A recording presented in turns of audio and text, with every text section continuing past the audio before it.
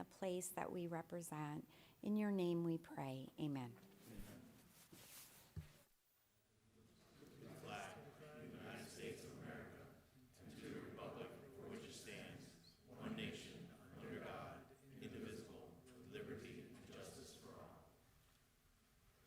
You may be seated.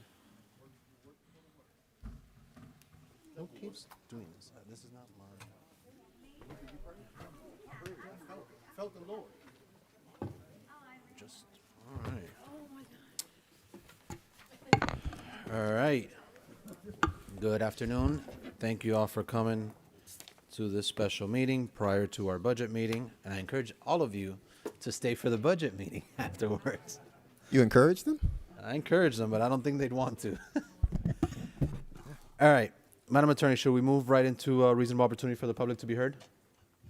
Yes, Mr. Chair. This is a special meeting that's only been called for the purpose of considering matters related to fuel for Port Miami and its users. You only have one item currently before you, which is a special item number 1, a discussion item, and it would be appropriate to have reasonable opportunity to be heard on that item at this time. All right, and I only have one public speaker signed up to speak, Mr. Jason Liberty. It's your show.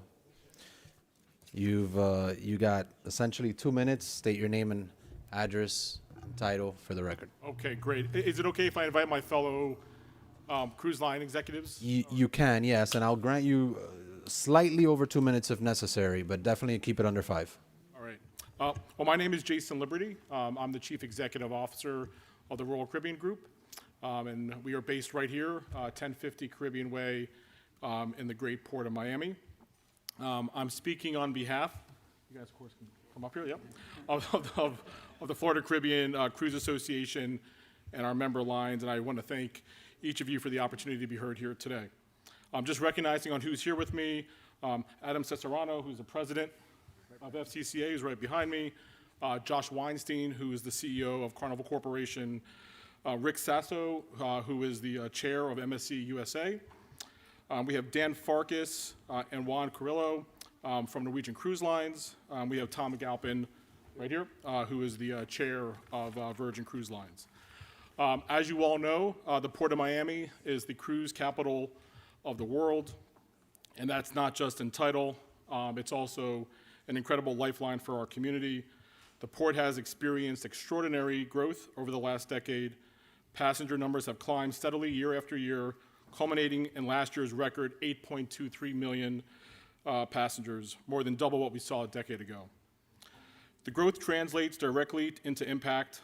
Last year alone, cruising generated over $10 billion in local economic activity, supported more than 45,000 Miami-Dade County jobs, and fueled more than $61 billion in total contribution to our economy, sustaining more than 340,000 jobs statewide. Cruising doesn't just move ships, it moves our entire economy. Passengers and crew fill hotels, they book flights, ride taxis, ride shares, keep buses and vans on the road, and sustain restaurants, shops, attractions, and small businesses. Every ship that sails from the Port of Miami sets off a ripple effect that fuels thousands of livelihoods in this county. That growth and our ability to build on it rests on one critical foundation, and that's the ability to safely and securely bunker fuel in the Port of Miami. For decades, the Fisher Island Fuel Facility has been the backbone of this system, ensuring our ships can sail, our businesses can prosper, and our community can thrive. The proposed sale and potential repurposing of this facility threatens all of that. No major U.S. home port operates without fuel bunkering. In the Port of Miami, were to lose this capability, the consequences would be severe. There'd be fewer ship deployments, fewer airline passengers, fewer hotel occupancies, lost restaurant and retail business, ultimately loss in tax revenue. The ripple effect would touch every corner of the Miami-Dade County economy, from workers and to small businesses and to local families. This is not simply a real estate transaction, it's a matter of strategic economic security for Miami-Dade and for Florida. Fuel bunkering is not optional, it is essential. The cruise industry is fully committed to the Port of Miami's future and stands ready to support in its continued growth and success. That is why we are respectfully here today to urge the Commission to safeguard this facility for its critical maritime purpose And by doing so, you will protect not only today's success, but the long-term growth trajectory of the Port of Miami and the thousands of livelihoods it sustains. Thank you for your time. Thank you for your leadership and your commitment to the future of this community. Thank you. Thank you, Mr. Liberty and colleagues in the cruise line industry. Thank you, guys. You may be seated, and I'm sure we may have some questions. We may have some questions for you all.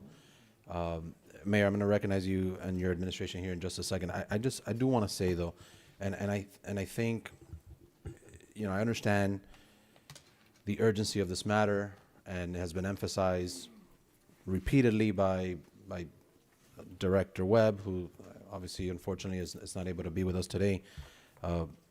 But it brings me no peace and no joy to put this in such a rushed manner.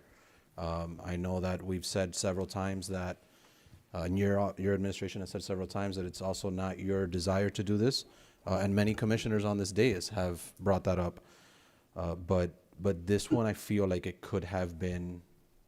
I feel like it could have been brought sooner, whether it be through, you know, I was asking, I know that some of the commissioners, I've seen Commissioner Cohen-Higgins bring up before, like, that you have to bring us issues, you know, a year or something, but I think the one that applies here is that red flag report, and the minute that this property was either marketed or,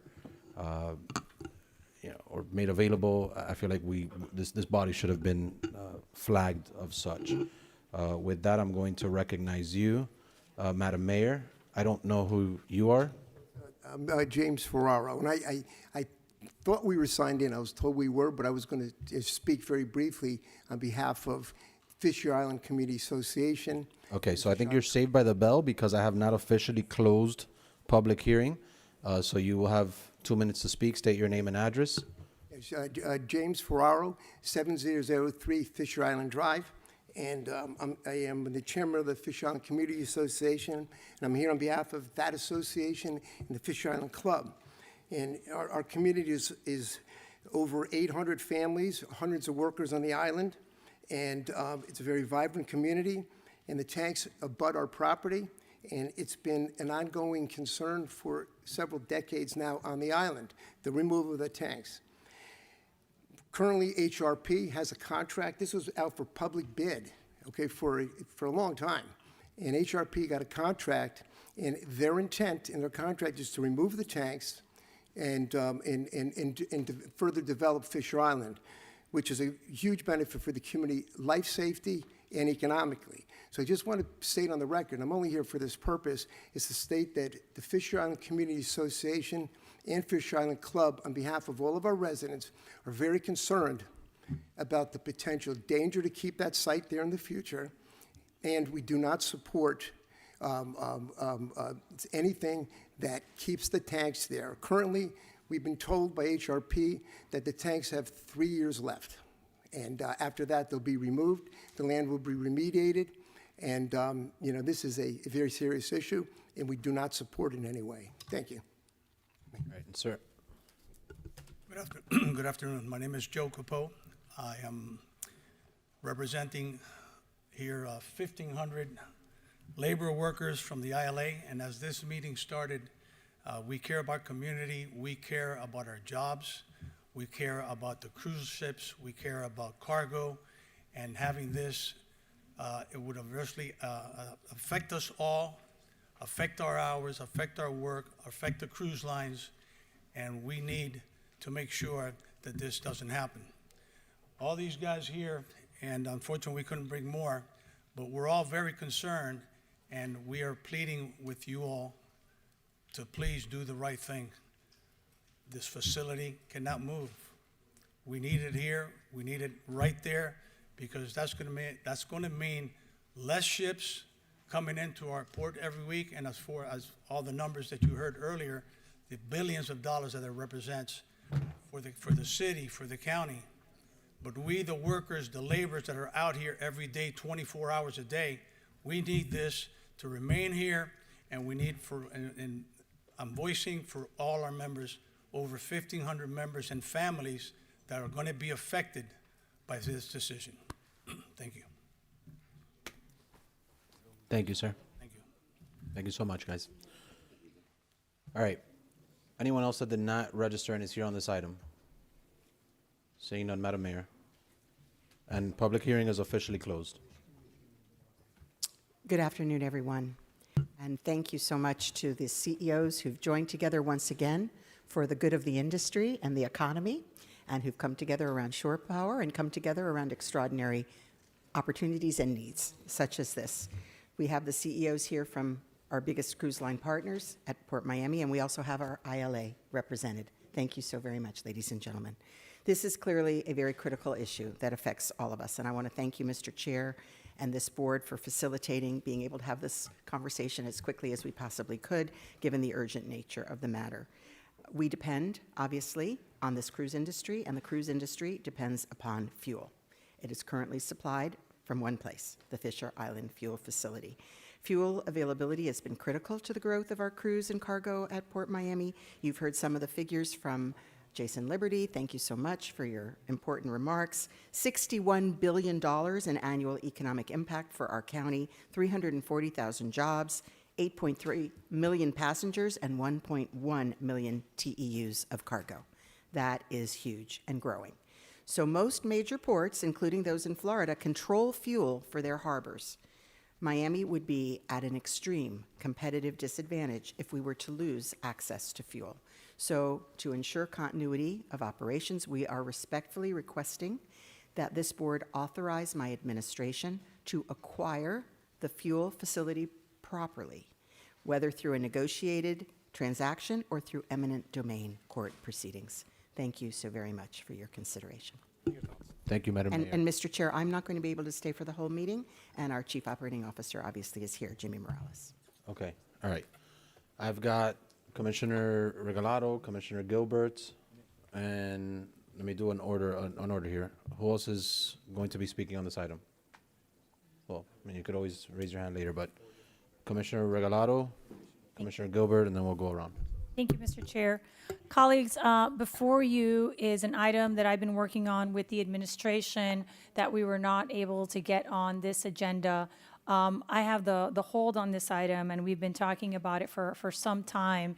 As was mentioned by some of the speakers, currently the fuel facility will remain there for 2.5 years. That's the remainder of the lease, right? That being said, we've known that this is a problem for some time. So what we have been trying to figure out is there an alternative site and what we can do with this current location. What I'm suggesting in this item and what we've been discussing is for the county to negotiate with the buyer to see if the county can purchase it.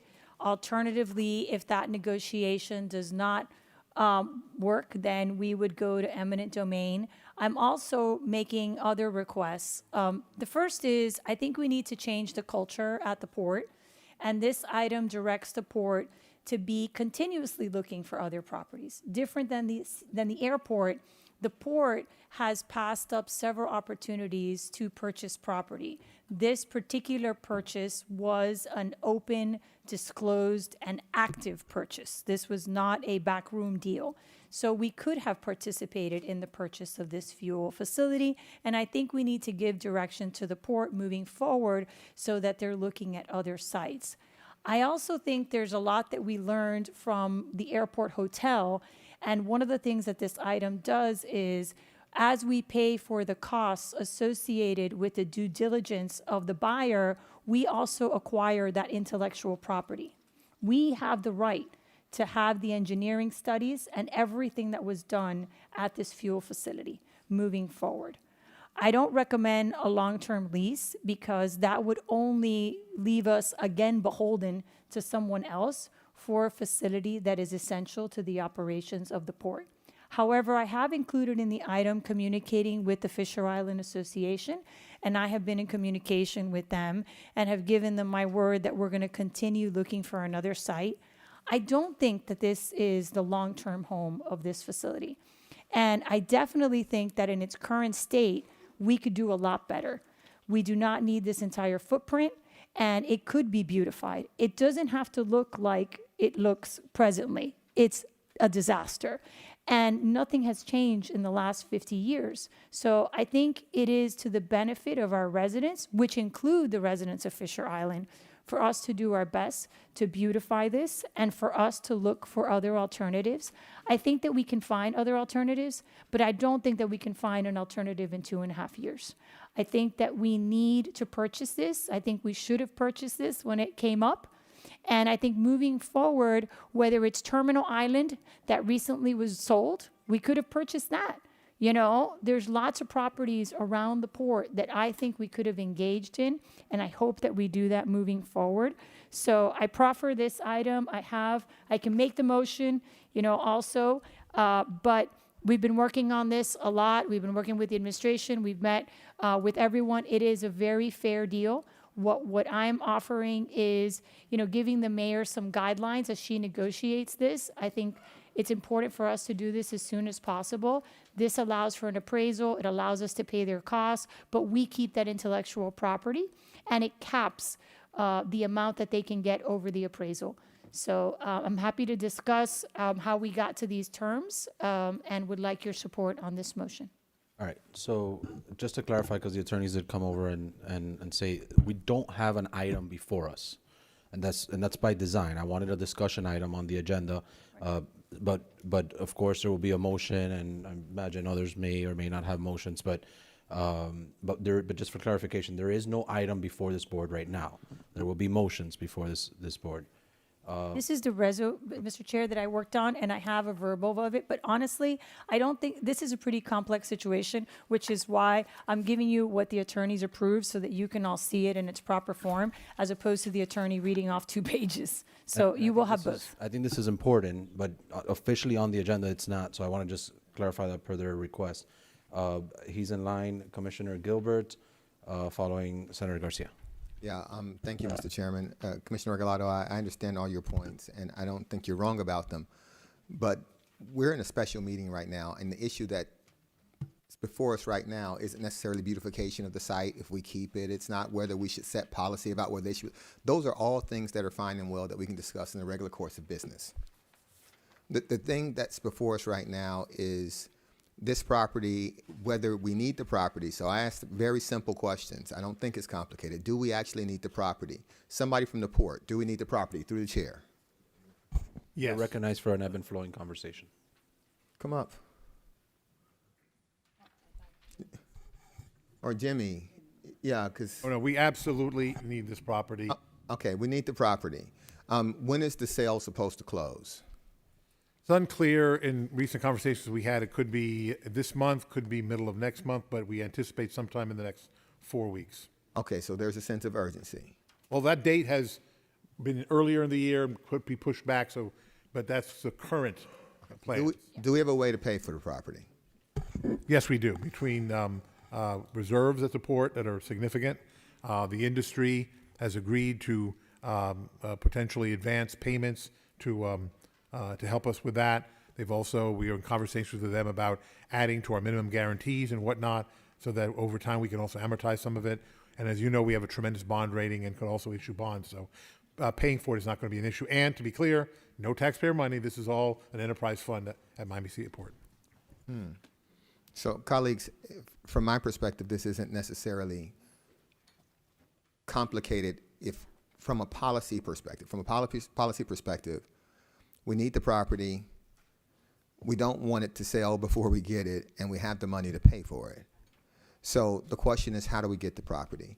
Now, we can actually negotiate with the person who's selling it, or we could use the power that's given to government for things like this, eminent domain. What I would suggest is that we institute eminent domain proceedings now. If they want to continue to negotiate, that's fine. That's cool, but we need to know that this is not going to sell and close and move on. And so if we do that, then they can continue to negotiate with whoever the owner is or whoever the future owner is, and if they can reach terms, that's fine. But ultimately, when eminent domain was created, it was created because the government would need to actually take property that was held by private owners for the public good. And so I appreciate the comments from the gentleman from Fisher Island. I appreciate their sensitivity. I hope that we can do something to make this fit within the culture. But in the real world, this is what, like the third or fourth largest economic engine in the state of Florida? Like thousands of jobs, hundreds of millions of dollars.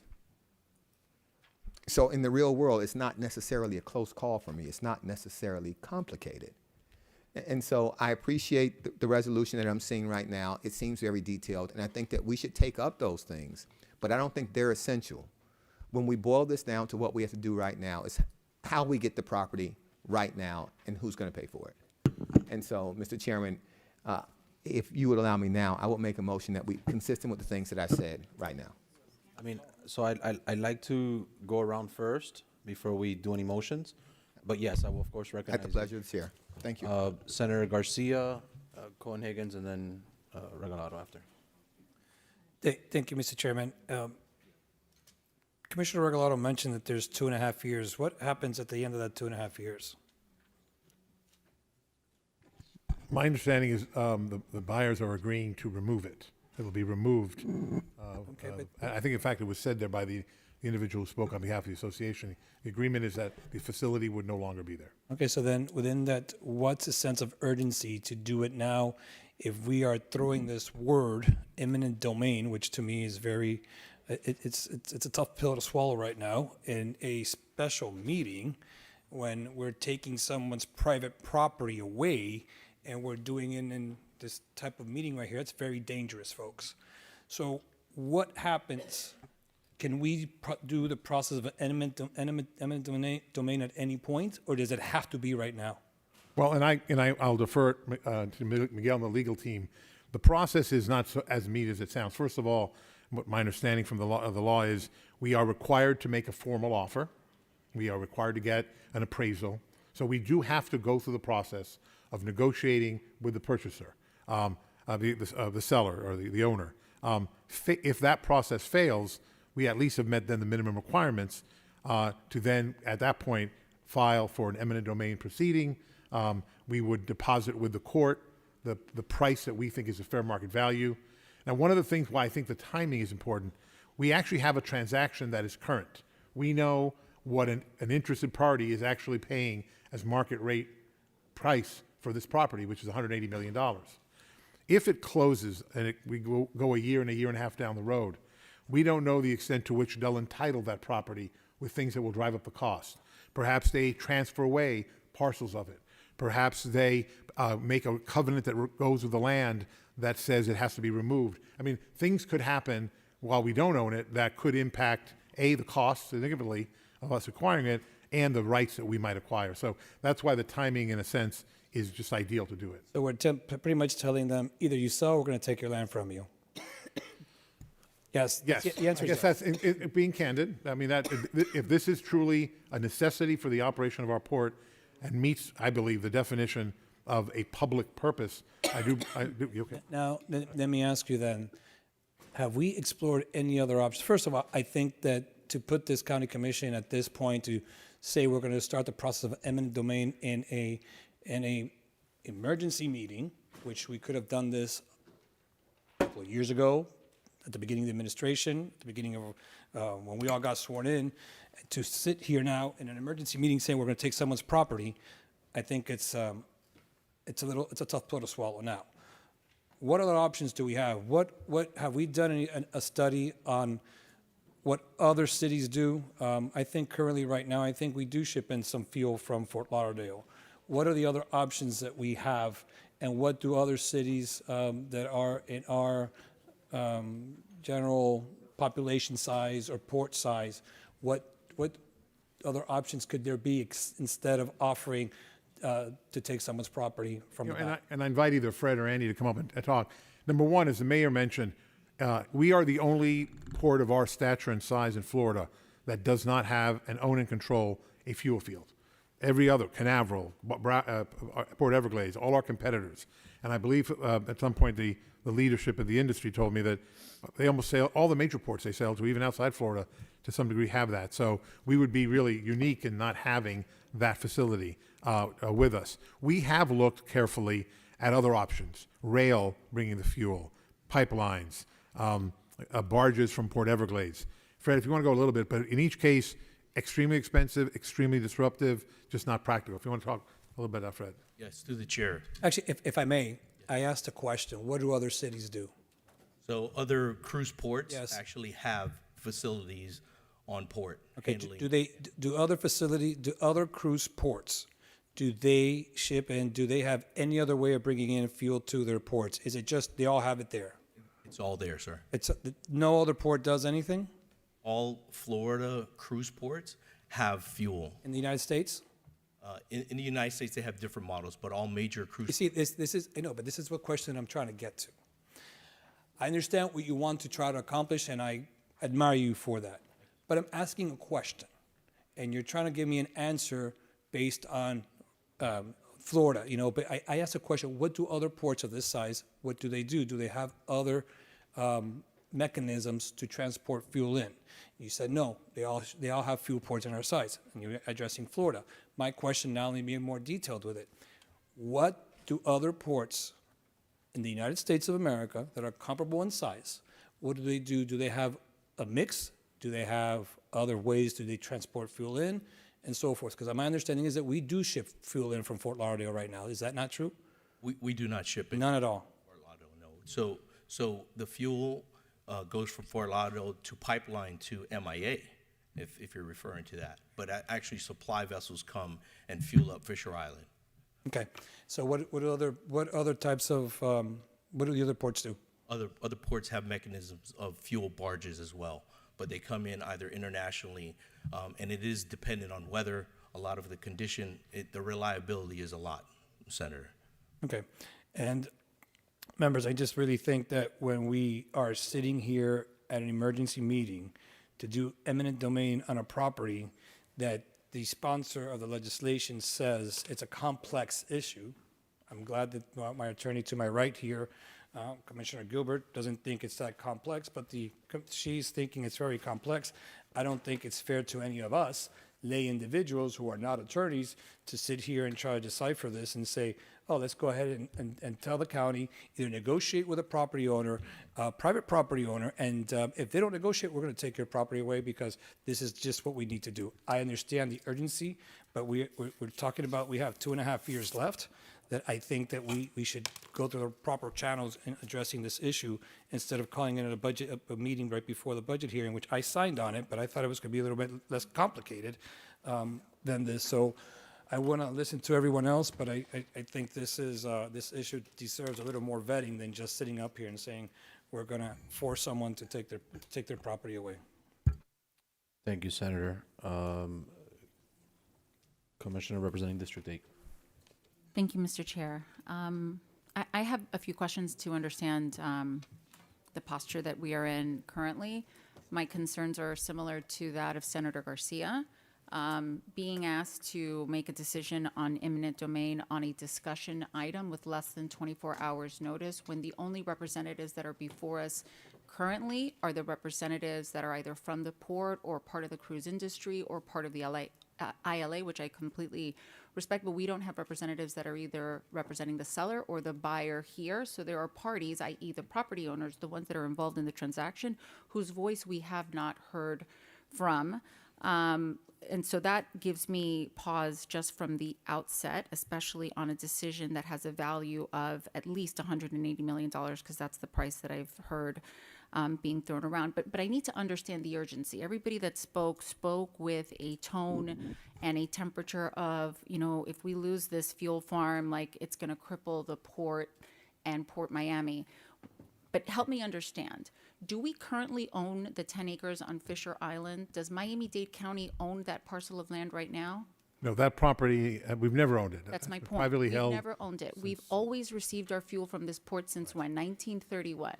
I think it was built in 29, and I think it started operating in the 30s. Right. So we have functioned under a relationship with the owner of this land that has traded several times throughout the course of history, but now all of a sudden, literally a week before a transaction between two private entities, Miami-Dade County is springing into action with urgency that we must get involved. I don't understand the urgency because we have received fuel from this port since 1930. And it's also my understanding that there has been ongoing negotiations. It's not as though we are presented with an option right now, hey, board, direct the administration to negotiate this, because there has been negotiations on this for months. And it's my understanding that the potential buyer of this is very interested in continuing exactly what the relationship has been with Miami-Dade County since 1930, i.e. leasing so that Miami can receive fuel from the port. So I need to understand the urgency for us as a government to get involved and disrupt a transaction between two private entities, literally a minute, a week before the closing on a transaction. Help me understand the urgency.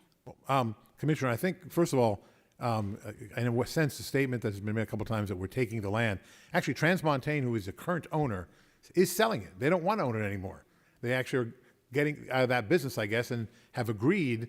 All they've asked for is the right to operate it until 27, but they are willing to sell the land. Ideally, if we were able to act quickly enough and whatever, we'd condemn their right, and either way, they're going to be receiving $180 million or more. The issue is that, in fact, we have negotiated with principals in the acquisition group for many months. The offers, candidly, were just unacceptable, and we didn't feel we were getting a serious consideration. And so I think the only thing we can do at that point is recognizing that Transmontane is not going to be operating this after 27. The purchasers, and you heard from the Fisher Island Association, the representations that have been made by the entities who are buying this, is they're going to build a condominium on that building. One of the things the purchasers are doing is paying the association $10 million to buy club memberships for the people who are going to live in that condo. And so I think to some degree the way, and I said, and I know it's a quick thing, but we're going to lose a facility that, as you've acknowledged, has been operating and feeding this port and part of its success for almost 100 years. And in 2 or 4 or 5 years, it could be a condo that will have nowhere near the economic impact of what this port does and the jobs it creates. And so that, to me, is the urgency, is once it changes hands into the purchase group, they could attach a covenant that runs with the land that requires that these things have to come off. They could entitle it with rights that suddenly drive the price up. So we're at a critical point where if we can act quickly, either we get it from Montaigne or we get it before the new buyers could do anything like that. Time, I think, will either add costs or maybe even add impossibility to the process. So that's why the time is right to make sure that that port, that facility, in fact, will exist for as long as we need it, or if we ever choose to replace it, but that we will make that decision and not somebody else for us. And thank you for that explanation. And help me understand the eminent domain proposal that has been floated a few times over, because as I understand it, we have to pay fair market value for the property. And so help me understand why this has to happen now, i.e. a special meeting, calling it without placing it on an agenda for committee review and full vetting, and allowing the parties that are involved in the transaction the opportunity to come and speak to what their intentions are, what the status of their negotiations have been with the county.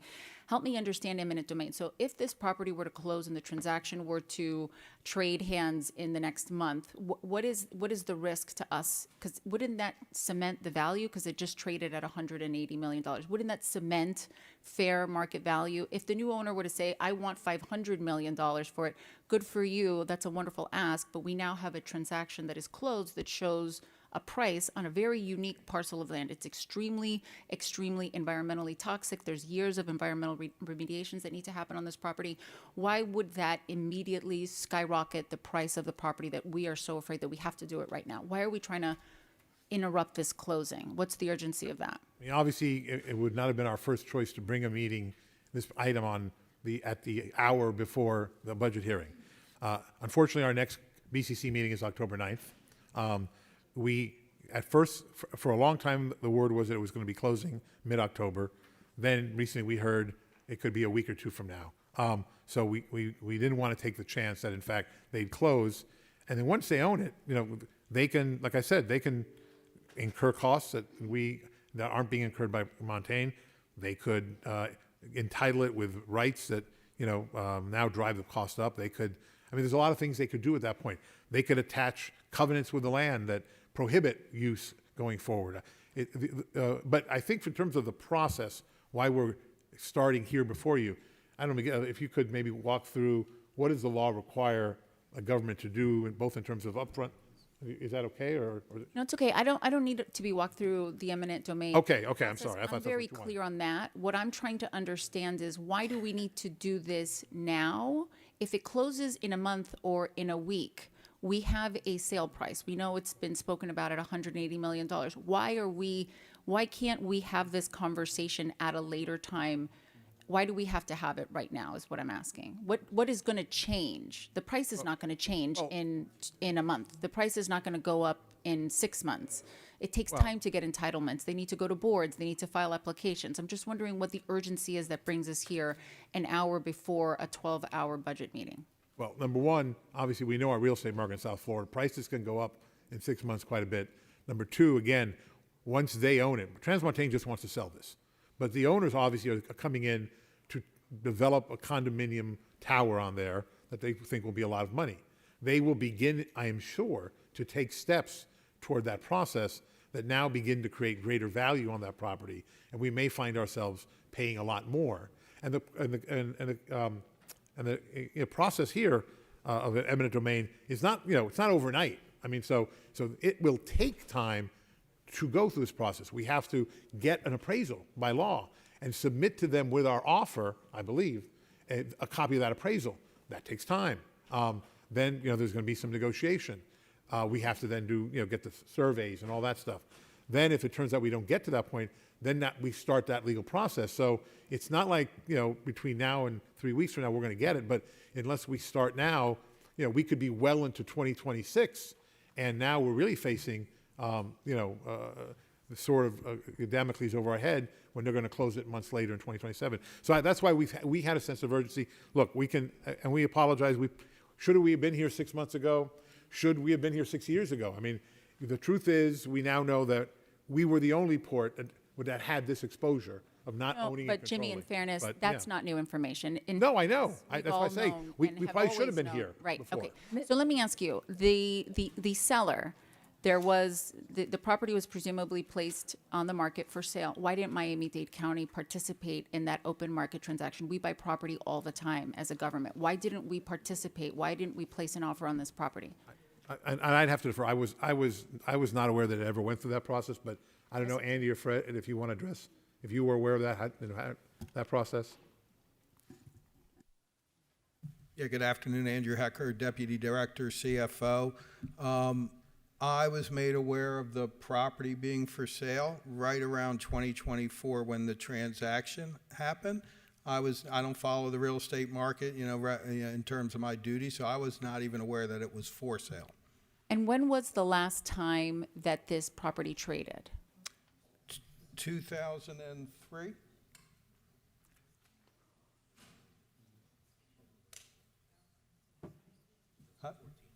Mr. Chair? 2014? Okay, and why didn't we eminent domain the property then? Was it less of a necessity to Port Miami in 2014 than it is today? I was not an employee at in Miami-Dade County. Yeah. Sorry? I'm sorry, to the chair, it's sold to another oil provider as well, and they kept it as a fuel farm. Okay. Jimmy, regarding the negotiations that have been going on for months, it's my understanding that the negotiations have been going on for the better part of 5 or 6 months. Have there not been offers to continue leasing the property to Miami-Dade County to continue using it as a fuel farm? Not that I'm aware of.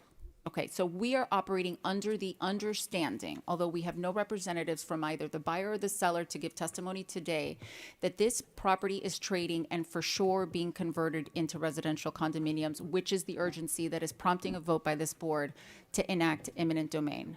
And first of all, obviously you heard from a member of the association that that's their understanding. It has been reported that way in the media. I mean, the media, the real estate media have reported that this is a transaction to build a condominium on this site and that the fuel farms will be removed. When Transmontane bought it, that's their business. They're in the oil supply business. But in this case, we have developers who are looking to build a condominium.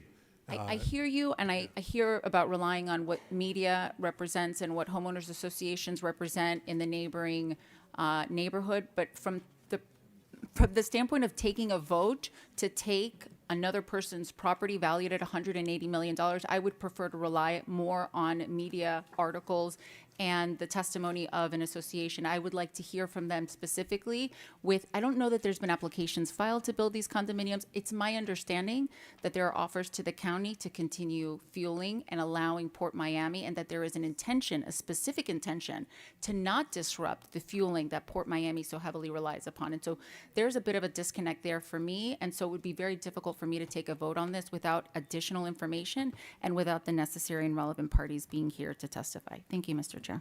Mr. Chair, as a point of So clarification. I have you up next, so you have the floor anyway. But I will just say this, and you are next on my list.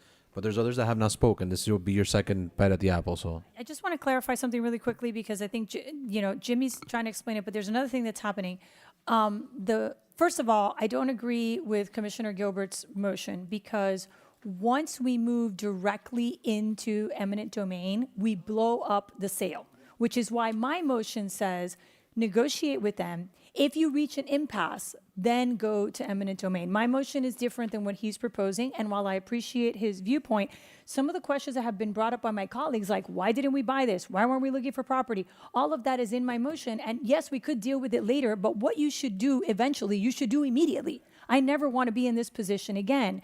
Now, it's important to understand that the buyer has been in negotiations with the association, and they have an agreement that says that this fuel facility will be eliminated. If that agreement is signed, then that creates another entity. So yes, there have been conversations about leasing, but there also has been conversations about a condominium and negotiations with the association about taking out this fuel farm in 2.5 years. And the association is under the impression that it's going to be removed in 2.5 years, which is why I said 2.5 years is not enough time. So there have been two tracks moving, and I don't want to blow up the deal. I just want us to negotiate in good faith. And then if that doesn't work, go to eminent domain. Because if we move to eminent domain, we blow up the deal. Because at that point, right now, we cannot approach the seller, because that would be tortious interference with an existing business contract. And all the attorneys up here know what that is. So now what we're saying is, listen, we want you to negotiate in earnest. We want you to negotiate in earnest. And we want to purchase. We don't want to lease. I don't think that we should lease. I don't think we've been leasing since 1930. How's that working out for you, bro? Like, this doesn't make sense to continue with the lease. We should own this property. And what we do with that property later is a different conversation that we can have later. And it's important because when we look at, and Commissioner Garcia, I wish that we would have had this conversation earlier, and I don't think that our first step should be eminent domain. But I do think that we should own our own fuel facility. And by the way, not only should we own our own fuel facility, we should have redundancy, which we don't have, gentlemen. You know, this is an infrastructure investment that we need to make. And how many mistakes have been made by commissions in the past, and here we have the opportunity to course correct and do the right thing. So I think that what we do is we negotiate in good faith, we set the parameters for that negotiation, and if that doesn't work, then we move to eminent domain. I don't think we should blow up this deal. They've been working on this deal for 2 years. That's not right either. And they have useful information that we can use as we move forward with this. And why do I want to involve the association? Why do I want to involve the beautification? Because since we're doing this, we might as well do it right. Why are we going to do it in pieces? Why don't we just do it and do it properly and invest in the port correctly and start looking for another location? And the item also includes changing the mindset at the port. The port should be following all the real estate that happens around a 5-mile radius from there, just like the airport does. They need to change their mindset. They need to put a human in charge of that, because they should have participated in that. But that ship has sailed. And now the question is, do we allow this to move forward so that, to Jimmy's point, so many deals are cut that it's going to be too expensive, or do we negotiate now, and then if that doesn't work, go to eminent domain? All right, thank you, Commissioner. I'm going to recognize for a response as well, Commissioner Gilbert. Thank you for your patience. I do appreciate that. I'm going to jump in, and I usually wait till the end to say, but convince me otherwise. And then from his response, I'm gonna go to the district commissioner. I think we should hear from, right? It is your district, right, Commissioner Higgins? All right, so I'm gonna recognize her after you, Gilbert. But I will say that at this moment, and you all can convince me otherwise, at this moment, I am leaning to converting all the motions into resos, sending this to committee in October, and then to the following BCC after that. That is where I'm at in this moment right now. And I think that this will be notice to both the seller and the buyer, stating that this is coming. So the buyer knows if they don't like this, they don't have to close on the deal. The seller knows that this is coming. But that's where I'm kind of leaning as of right now, but I will hear from the rest of the board. Commissioner Gilbert.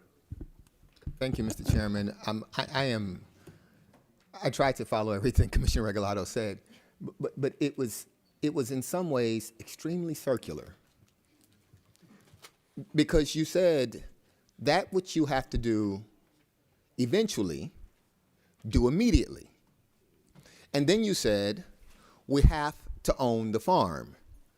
But in between those points, you said, don't institute the proceeding eminent domain, which would get you the fuel farm. Wait and negotiate. My motion actually requires negotiation, and I don't know what a layman's idea of eminent domain is. It's actually a procedure that's filled with notice and time. All it does is assert our interest. And to the extent that you think this might be tortious interference, I assure you it isn't, because eminent domain is something that's sanctioned by the Florida Constitution. It's not tortious interference. Governments do it all the time. They see that someone's going to buy some property. They say, hey, you know what? We need this property. We're going to buy the property. And the law gives us the right to do it as long as we're operating in the public interest. So it's not tortious interference. And attributing tortious activity to this dais is not appropriate. That is just not, we do it far too often on this dais. That is not appropriate. It's not tortious interference. It is a policy decision. The policy decision here is this. We know we need the property. No one's saying this as plainly as I'm going to say it right now. We'd rather negotiate with the willing seller, and we're a willing buyer, than negotiate with someone who wants to put up condos. The negotiation is going to be easier. So I don't know why Jimmy just didn't say it. It's just going to be easier, and it's going to be cheaper. So if I follow everyone's logic who's spoken thus far, we all typically agree that we probably do need this property. We need this property. Okay. The question is, what do we get by waiting? Can we wait 2 years? Well, if we wait 2 years, well, we know that at least the value of the property, if nothing else is done to it, the value of the property goes up in 2 years. So we know we're adding millions to the port's debt in 2 years if we just wait, and we just wait 2 years. If we wait and they actually sign the agreement without even doing any entitlements to the property, any remediation, if they just sign the agreement, now you have someone who's purchased property for a specific purpose. Eminent domain is going to be more expensive. I don't disagree that we should negotiate. I think we should negotiate. I think initiating these proceedings will not stop you from negotiating. What it does do is it gives notice to the buyer, proposed buyer, and the seller that the county has an interest, and if we can't come up with an agreement, the law allows us to assert our rights to take it for public interest. That's what starting the proceedings does. It doesn't just, I would agree with the senator, I don't believe that we should just go around willy-nilly taking people's property. We don't do that. But eminent domain doesn't do that either. You actually end up paying a lot of money in eminent domain. So the person who's selling this property is going to be more than adequately compensated. The question isn't whether the person who owns the property now is going to be adequately compensated. They're going to be adequately compensated whether they sell to the person they're negotiating with for $180 million, or whether they sell to us for more than $180 million, what's probably going to come in at. The question is whether the proposed buyer is going to get the property, obtain rights to the property, and actually be able to charge us more. So we can do whatever you want to, Mr. Chairman. I would make a decision if I were us, but we run the risk of this. And doing a risk analysis might be helpful here, because the only risk I see in starting eminent domain proceedings, because it actually requires negotiation, and the motion requires negotiation, the only risk I see is that we can't actually come to an agreement and we have to initiate the proceedings. Okay. If we choose not to when they sell, what's the risk? Do you really want them to come back and say, you know what? We had 6 items. They're all going to October committee, and they sold. They sold.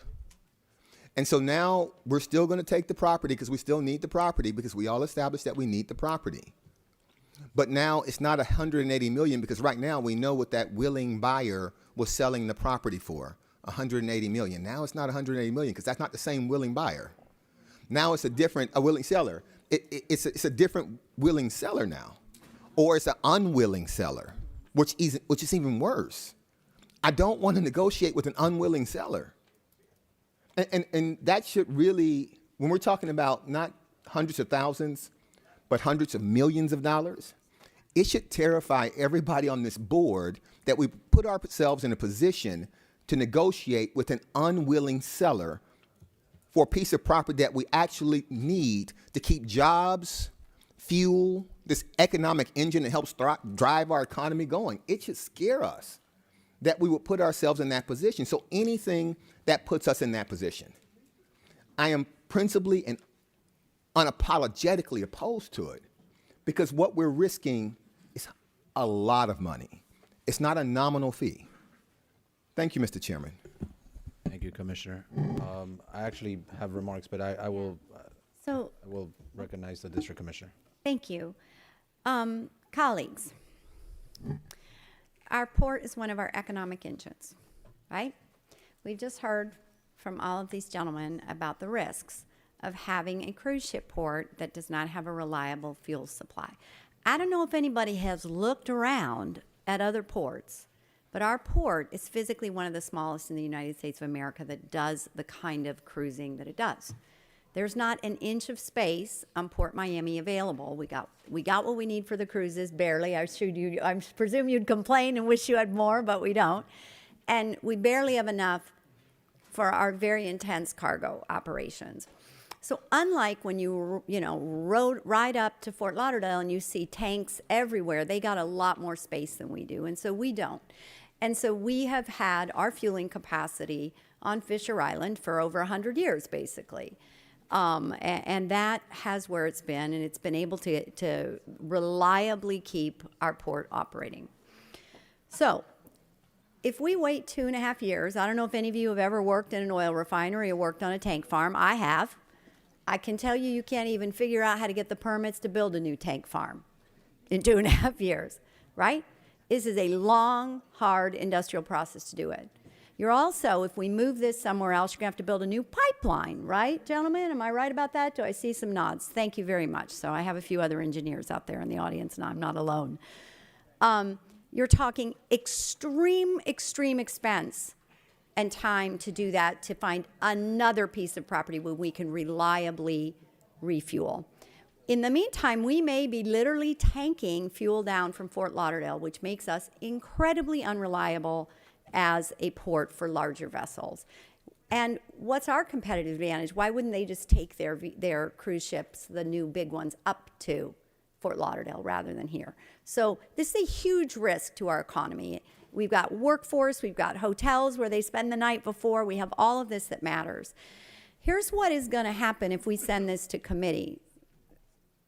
Here's what's going to happen if we send this to committee. The deal will close. It's a month away. They will close. And everything that Commissioner Gilbert has said is going to come true because we know at that point in time, we're not dealing. This guy wants to sell his property. He just wants to sell his property. Okay, fine. That's a perfectly normal behavior. You're done with what you want to do. You want to sell your property. The next guy who buys it, who closes it, has no interest in selling the property to us and no interest in giving us a low-cost fuel line because he wants us out of there so he can build luxury condos. And so Commissioner Gilbert is absolutely right. If we don't take this decision today, and the mayor, and Jimmy and I have spoken about this for weeks now. I didn't have the hold on the item, so the reason it's late is I didn't have, it was my district. I wasn't able to bring anything. Everybody else had holds on this item except for me. But we need to take action today. We put our entire port and the financial viability of our cruise industry at risk Because I can tell you by the time this little guy meanders on to committee in October where we fuss, maybe we make a decision, maybe we defer it. Even if it gets approved in October, goes to November, BCC, they know how to close on this property. And then we are negotiating with somebody that has zero interest in having a tank farm there. And by the way, in 2.5 years, he could let the maintenance on these things fall apart. I mean, you just do not know what's going to happen because we're not going to have a tank farm operator in charge of this. We're going to have some guy that is good at decorating things, right? And very well. He does very nice decorations and makes beautiful buildings. But we don't need another building. We need a cruise industry. We need a tourism industry. And I don't know if, and we cannot have them suffer. So for me, this is important. And Commissioner Regalado, I know you got 150 things. Your items are always very thorough. I'm not willing to talk about landscaping today. By the way, guys, help them landscape this thing. It's disgusting. She's right. It needs to be prettier. There's no reason you can't have better bushes and whatnot around them. But we should not wait. It's going to cost us millions and millions and millions of more dollars if we wait, and lots more time. And the legal proceedings could take us the whole 2.5 years to the point where we don't know what the state of that tank farm will be when we're done. So, Mr. Chair, I'd be happy to second Commissioner Gilbert's motion, should he choose to make it. Okay, well, yes, give me 1 second. So, question, and I have Commissioner Steinberg up next, but I have a question really for the attorneys, but maybe Commissioner Gilbert. Commissioner Gilbert, I think you may have, Commissioner Gilbert? I think you may have perhaps answered this question, but I either want you to clarify it for me or the attorneys to really chime in, is I'm now understanding the urgency. We do not want this to cost us more. I get it. But the way that eminent domain works, does it matter who owns it and what they say it's worth and does that matter, or is it, what's the process of eminent domain? Like, can they come back and say, it's not 180 anymore, it's 250? When somebody, well, forget where somebody bought it for. It's what's the process of, who establishes the price? Is it an appraiser? Is it an appraisal? Does it matter if it happens now or it happens after a new buyer, even if the buyer says it's worth 500 million? What's the process of eminent domain? This is aside from the decision we should make today, but it'll influence it, is how does that work? Commissioner Gilbert, I know you alluded to it, but. Yeah, it's not going to be as cut and dry as like we would like for it to be, right? So right now we know what the property is, and so when someone's buying it, they're buying, I don't know, it's an arm's length transaction, so however they came to their price, they came to their price. We can't speak to how they came to their price. We're assuming that it's going to appraise around that amount. I don't necessarily assume that it will appraise around that amount. But the value of land is predicated on what you can do on it. It's not just the square footage of the land. And if you have someone who is a willing seller, so right now they're at arm's length and there's a willing seller and they agree to a specific number. If we were eminent domaining from this person, it's very difficult for the existing seller to say, hey, you know what, this number isn't fair, because this is the number they agreed to already. When you get that next person, this number 180, we would hope that they would honor that as a base price, but there are no guarantees. And so my argument is essentially about certainty versus uncertainty. I want to be able to lock in a piece of property that I know we need right now for this price or somewhere around here. If we can do it via negotiation, Commissioner Regalado, I'm more than happy to do that, but I don't think stopping them from actually, I think giving them the opportunity to actually start the eminent domain proceedings doesn't preclude us from actually negotiating. So negotiate, and we have this going the same parallel, and so if the negotiation doesn't work out, all right, we tried to negotiate. And so now we know we can't allow this sale to happen. Allowing the sale to happen should definitely be not what we're going to do because of price, and everything affects every other thing. So the fact that we're having this conversation on the dais and we aren't allowed to meet in private and disclose strategy and design strategy in private, now we know that the buyer is going to be extra motivated to close the deal. So waiting till October committee right now and then possibly a November meeting would just seem unreasonable because now they know something that they didn't know before that we needed. And we know that we need it. And whatever they do that can drive up the price of it, they're going to do. And so I don't see the value in waiting if we know we need the property. All right, I've got Commissioner I Steinberg. just have some questions. Go ahead. All right, I guess legally, right, this was advertised today as a discussion item. Are we allowed to make what's the process if a motion is made today? Does it still have to come to the full BCC and be advertised, or is this final action?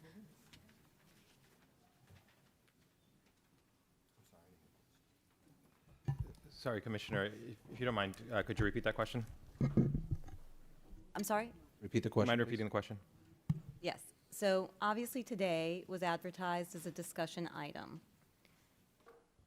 What is the procedure, or does this have to come back to us, or is what we do today final action? Was there any advertisement that needed to be done in order for any of our motions to be?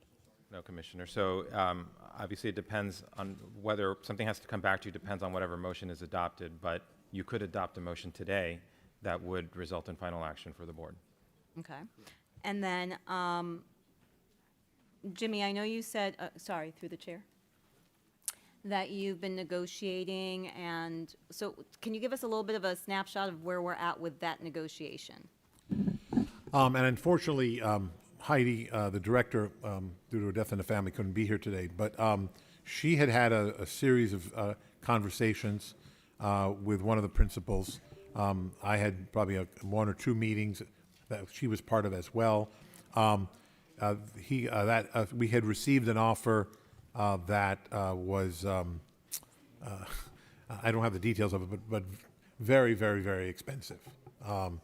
Far more than what is the transaction that they're engaging in.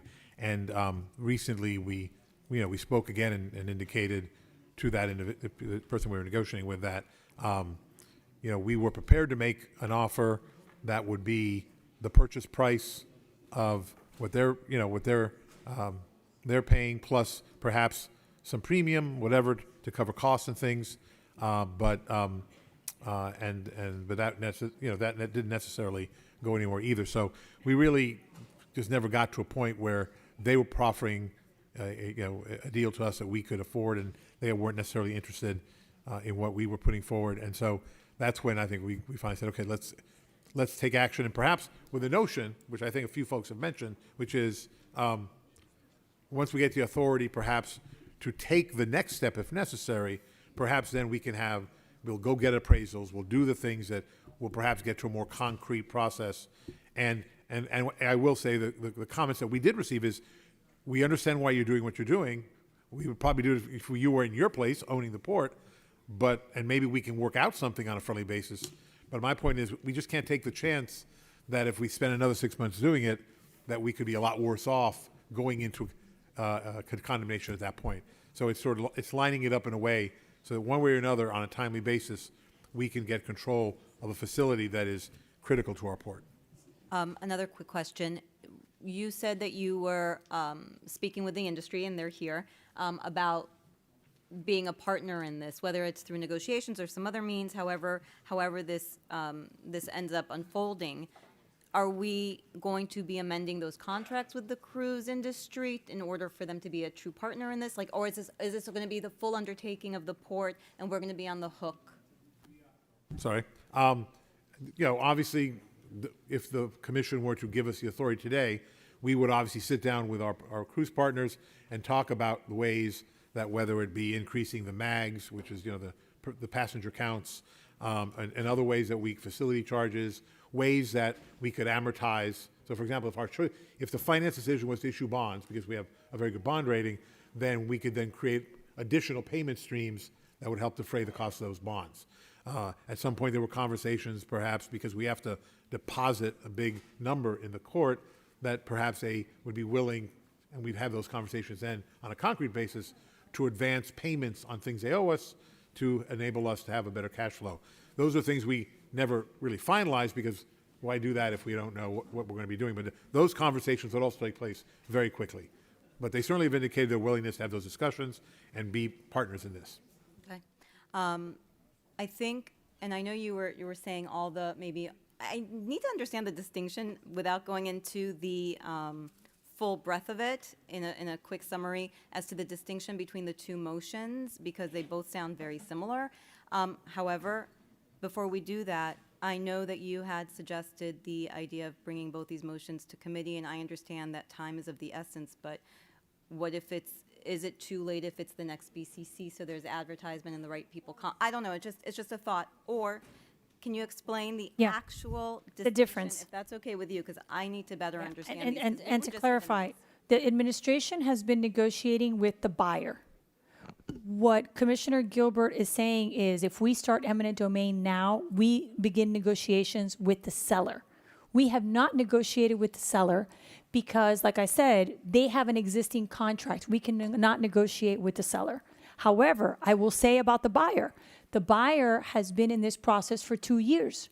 They're not just going to walk away, which is why I'm saying, and listen, I've spoken to some of the members of the group, I've vetted it, and I say if we pass my motion, that the buyer will be a willing seller.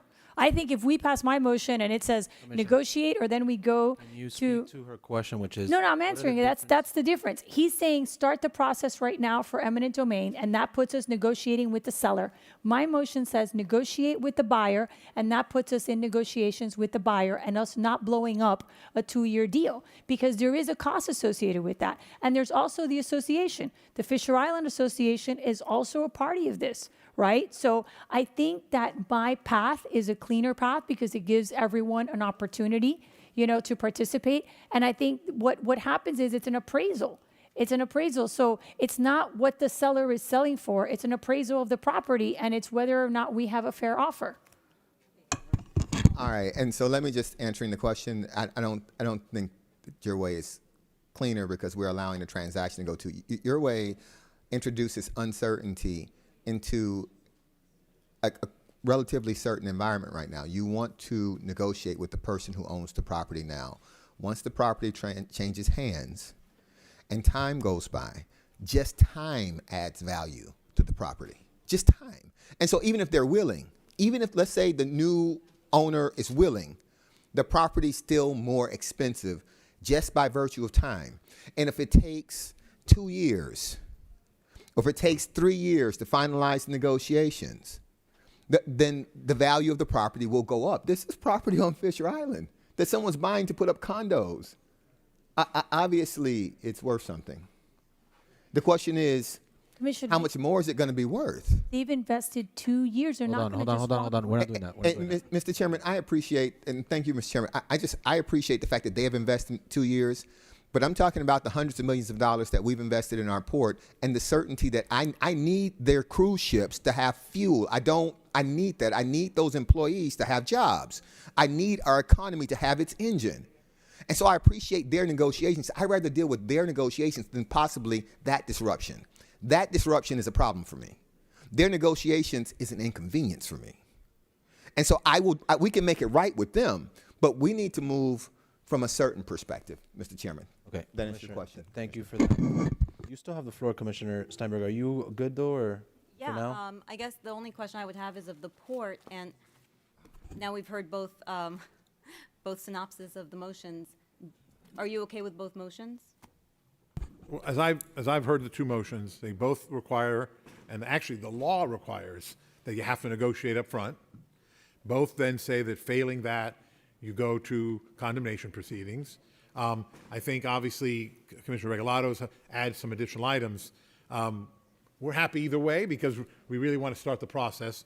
Okay, so I've got Commissioner from the 8th District, then Commissioner from District 6, and then I'm going to request that the attorneys read a synopsis of a comparison of each motion and see if we can somehow convert it into one. Maybe it's not possible, but we need to move this meeting along because we do have a budget meeting that's now past due by 13 minutes. All right, Commissioner from District 8, you're recognized. Thank you, Mr. Chair, and I'm listening very closely to my colleagues and the arguments being made, and just have a few follow-up questions, again related to the urgency. To the administration, what is the closing date? Well, we don't have the inside information. We were No, told. no. Everybody's talking about No, the no. closing date is impending. We got to move now. We have a special meeting set on an emergency basis without the property owner being present, where we are making a decision to condemn their property worth $180 million. At the very least, we have to have the ability to know the closing date. So again, what is the closing date? The last conversation we had about a week ago, they were saying it could be anywhere between 2 weeks from then to the middle of October. That was the time that we were told. That's what gives me such uneasiness with this. If we are going to, we can't say the size of government is too big and then come in and make a decision to condemn a private landowner's property that is 10 acres on Fisher Island at the very minimum worth $180 million without giving that landowner the opportunity to stand before us and give his testimony. The item that is before the board and that was noticed was a discussion item on fueling at Port Miami, not the condemnation of a private landowner's property that's worth $180 million. So we don't know what the closing date is. The other layer of angst that I have with this is we keep hearing, and I understand and I agree with my colleagues. I know the port well. I have the utmost respect for our port staff. I do not want to see our port economy dip at all. I understand the economic impact that it has to our community. I understand the jobs, but both can't be true at the same time. You could not have known that this property was for sale for 2 years and have done essentially wait until a week or two before the closing to come before the board and say that it's an emergency. Why is it that we didn't jump in? If it's such an asset, if it's so absolutely necessary to the function of our port, why are we waiting until a week before the closing to have an emergency meeting with little to no notice to the property owners? Commissioner Cohen-Hayes, I'm nothing if not candid. We shouldn't be here this late. I don't disagree with you on that point. We had negotiations for 6-7 months with one of the partners in the prospective purchaser. Because of concerns of tortious interference, we did not reach out to the seller because we didn't want to be then sued for trying to interfere with a deal. We did also spend a lot of time kicking the tires on alternatives, and then we got to the point where we were in the last week or two, where we said, okay, we now are facing a certain scenario. We haven't found an alternative that makes any sense. Too expensive, too challenging. Candidly, probably environmentally, permitting a fuel farm in 1929 is probably very different than in 2025. And so we just had to make a decision whether or not we're going to get beat up for being here late, and I knew that. What is best now for the port and the community? And I think the best thing is to get control of this port. The one thing that we can say, and you've made the point, a couple others, we're condemning the property owner. The owner of the property wants to sell. I mean, he has a deal to, have a deal to sell. We just want to say, we want to be the buyer, not somebody else. That property is not going to be owned by Transmontane. The question is, do we own it? Or does somebody else who wants to build a condo own it? And I think that's really the distinction. We're willing to pay them probably a premium, because that's how condemnation works. They'll probably come out better. So I don't think the owner of the property is going to suffer. It's just a question of, do we want to protect a port that creates hundreds of thousands of jobs, or build another condominium on Fisher Island? And I think that's where our public purpose comes in. And is it the representation to the board that the only option is eminent domain? If they won't sell to us voluntarily, we're gonna, and again, legally, we have to voluntarily, we have to make them a formal written offer. We have to give them an appraisal. But if they won't sell to us, then that is the next step. And again, eminent domain is an extreme act, but it's there precisely because there are times where, in the public interest and the greater good of the community, government needs to acquire private land. I think this is casebook in many respects. And do we need to give a directive to our attorneys to implement eminent domain, or can that decision be made without a directive from the board We need a board resolution. in order to institute eminent domain? Yes, And Commissioner. so you need a directive from us. You need a vote in order to take action to start an eminent domain, but you don't need to give the owner of the property, who we are going to take in that eminent domain, there is no legal notice or requirement for them to have noticed that we're even having the discussion or taking a vote on their property? There's no additional statutory notice that needs to be given. Okay, so I fully understand and appreciate my colleagues' arguments. I'm not unaware of the need for this facility. I am extremely uncomfortable with the procedural posture that this is being presented to us. And so to the extent that we're taking a vote on eminent domain today, I will not be in support. Thank you, Mr. Chair. All right, I've got, okay, so, Commissioner Orbis, yes, I'm sorry. Thank you, Mr. Chair. So to the administration and also to the attorneys, this is obviously a decision that will have an impact to the future of the port. Which of the two paths result in less financial burden to the county and the port, and which one would place us in less risk in the future of losing our ability to fuel our ships and doing that adequately? I'm sorry, which two paths are you talking about? The two motions that Oh. we have on the table, negotiations or eminent domain? Well, I guess they're not, it's not an either or in the situation. We have to, by law, negotiate first and make them a formal offer. If we can't come to terms with them, then we've met the requirement of trying to buy it voluntarily and then eminent domain. So you have to do both. Okay. But the path of eminent domain would prevent us from losing Correct. this. That's the only way to do it. Thank you. Thank you, Commissioner. Okay, so again, my question to the attorneys was, in the spirit of trying to wrap this up and entertaining a motion here, can you give us a side-by-side quick synopsis of each motion? I'm trying to dissect it as I'm running the meeting, and I see some differences. There's things in one that I don't necessarily like. There's some in the other that not fond of, but can you tell us what's required for the administration to move forward with what both motion commissioners have indicated needs to happen, which is ultimately could result in eminent domain. But I'm understanding that negotiate. So in Gilbert's motion, it says negotiate with the owner, which is the seller. I'm hearing that could be tortious interference of the. Eminent domain, right. So I need clarification from the attorneys. Make sure that whatever motion we have is good for the administration to negotiate, and then we can entertain a motion. Mr. Chair, if I can point something out to the attorneys. Yes. So, Jimmy, I know you're saying you have to negotiate as part of eminent domain, but my item is saying negotiate, and if you don't reach an agreement, then go to eminent domain. That's different than eminent domain and negotiation as a part of eminent domain. So yes, you're negotiating, but once Oliver's saying eminent domain and negotiate within the paradigm of eminent domain. I'm saying negotiate with the buyer, not the seller. It's different. And if that doesn't work, then proceed to eminent domain. So there's that difference. And I believe that if we go Commissioner Gilbert's way, we're going to have a series of lawsuits. I think that mine takes into account all the parties and works through that so that we don't have that issue. So I don't necessarily believe that his is faster and cleaner. So just putting that out there. All right, so please, can you give us, can the attorneys kind of just give us what the motions do? Try to make it in layman's term for us. Here's where I'm at. This is simple for me. I don't like this. I don't want to apply eminent domain. I do not. I myself do not want to be the reason that us purchasing this property in a year or in 6 months cost us another $100 million, plus or minus. I don't want to be the reason for that.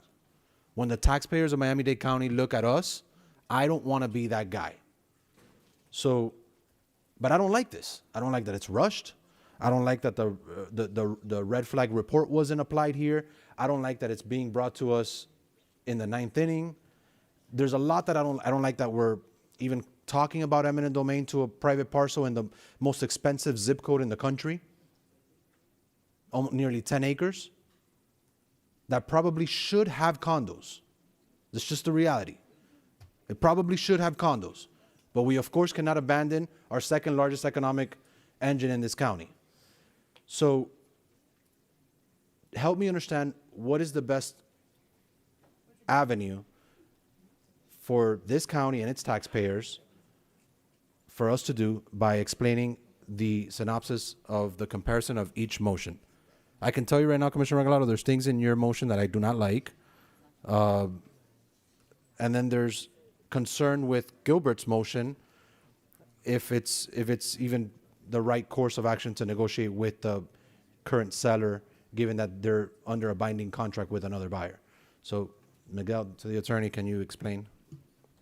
Mr. Chairman, so as an initial matter, Commissioner Gilbert has communicated certain changes while we've been sitting up there, so I don't know if something has been circulated. I'll read what he has, the revisions to his motion. Both of the motions provide for the acquisition of the 9.6 acres roughly that have the fuel tanks on them, plus the rights, the necessary property rights to berth vessels alongside those parcels for the transfer of the fuel. The commission, so in terms of the differences, okay, so both would be directing action to acquire the property through negotiation. And there are different incentives offered under Regalado's motion versus Commissioner Gilbert's motion. So Commissioner Regalado's would provide for, to the extent the purchase is from the prospective purchaser of the property, to reimburse them for all verified costs incurred by the prospective purchaser in connection with the planned redevelopment.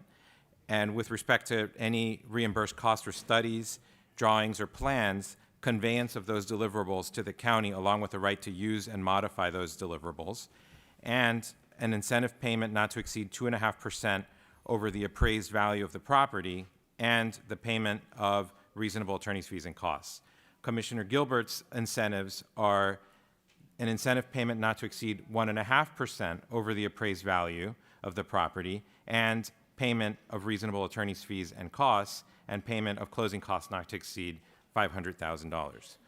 Both of the motions direct us to employ the necessary professionals, experts, appraisers, et cetera, necessary to buy the property, whether that's through eminent domain or through negotiated transaction. Both of the items direct us to record any instruments of conveyance as required by this board's policies. Both of the items require us to negotiate and execute contracts with those entities, the cruise and cargo lines that use the fuel at the facility. Okay. Both of the items authorize us to use the Seaports Expedite Ordinance once we own the property, and if there are any capital improvements necessary. So we would be authorizing that use. Both give us general rights, give the administration general rights to take actions to effectuate the transaction and exercise rights. Commissioner Gilbert's motion directs us to negotiate any contracts for the operation of the fuel facility property, provided that such contracts are revenue generating, cost neutral, or have terms providing that the costs associated with such contracts are borne by third parties, and to bring those contracts back to the board for approval. Commissioner Regalado's item would just direct the negotiation execution of those contracts with the same conditions, that they're revenue generating, cost neutral, have terms providing that any costs are borne by third parties, includes a bid waiver authorizing us to enter into a contract with the fuel facility operator without competitive bidding, and includes authorization under a section of the code that requires majority approval of the entire membership of the board to operate a port facility, which this fuel facility would be. Okay, and both of the items direct the county attorney to prepare a resolution to initiate the eminent domain proceedings for the taking. Commissioner Regalado's item includes additional directives, including to appoint her as the county's representative in any purchase and sale negotiations with the owner or prospective purchaser, and to, upon the acquisition of the property, to meet with the Fisher Island homeowners and community associations to develop a beautification plan, and to provide on an ongoing basis this board with written reports of all real property suitable for port uses that's available for purchase and located in the immediate vicinity of Port Miami. And my understanding as to Commissioner Regalado's motion is that her eminent domain directive would be conditioned on the failure of negotiations on a willing buyer, willing seller basis. Right, so mine Okay. allows negotiation Well- and then eminent domain. Mr. Chairman, I mean, we're not even at the budget meeting yet, guys. Come on. All right. So I will recognize you, Senator, if you need to add something to, but I'm ready to recognize, I'm ready to recognize Commissioner Gilbert for a motion. If that fails, I would recognize Commissioner Regalado. I definitely do not, I would prefer Commissioner Gilbert's motion, but what I would ask, and Senator Garcia, I'll let you, I'm going to recognize you before we do that. What I would ask is to the administration and the attorneys is there anything in either motion, but let's say if I'm going to take up, if I'm going to recognize Commissioner Gilbert first, let's start with that one, but is there anything in either motion that needs to be corrected per, I mean, I know you all draft these, so obviously you've signed off on it, it has legal sufficiency. Anything you'd like to see added, the administration, Chief Morales? I would say that the language, I think it was Commissioner Regalado's ordinance, motion, that was creating sort of a super vote on how to operating it as a marine facility. I'm not sure why we would need that. This has been operating for 90 years as a marine facility. I don't know why it would require. We do need it? I thought I heard something after that about. You're recognized.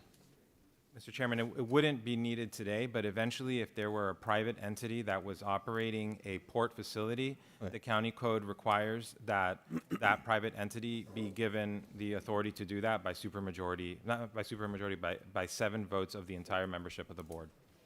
Okay. All right.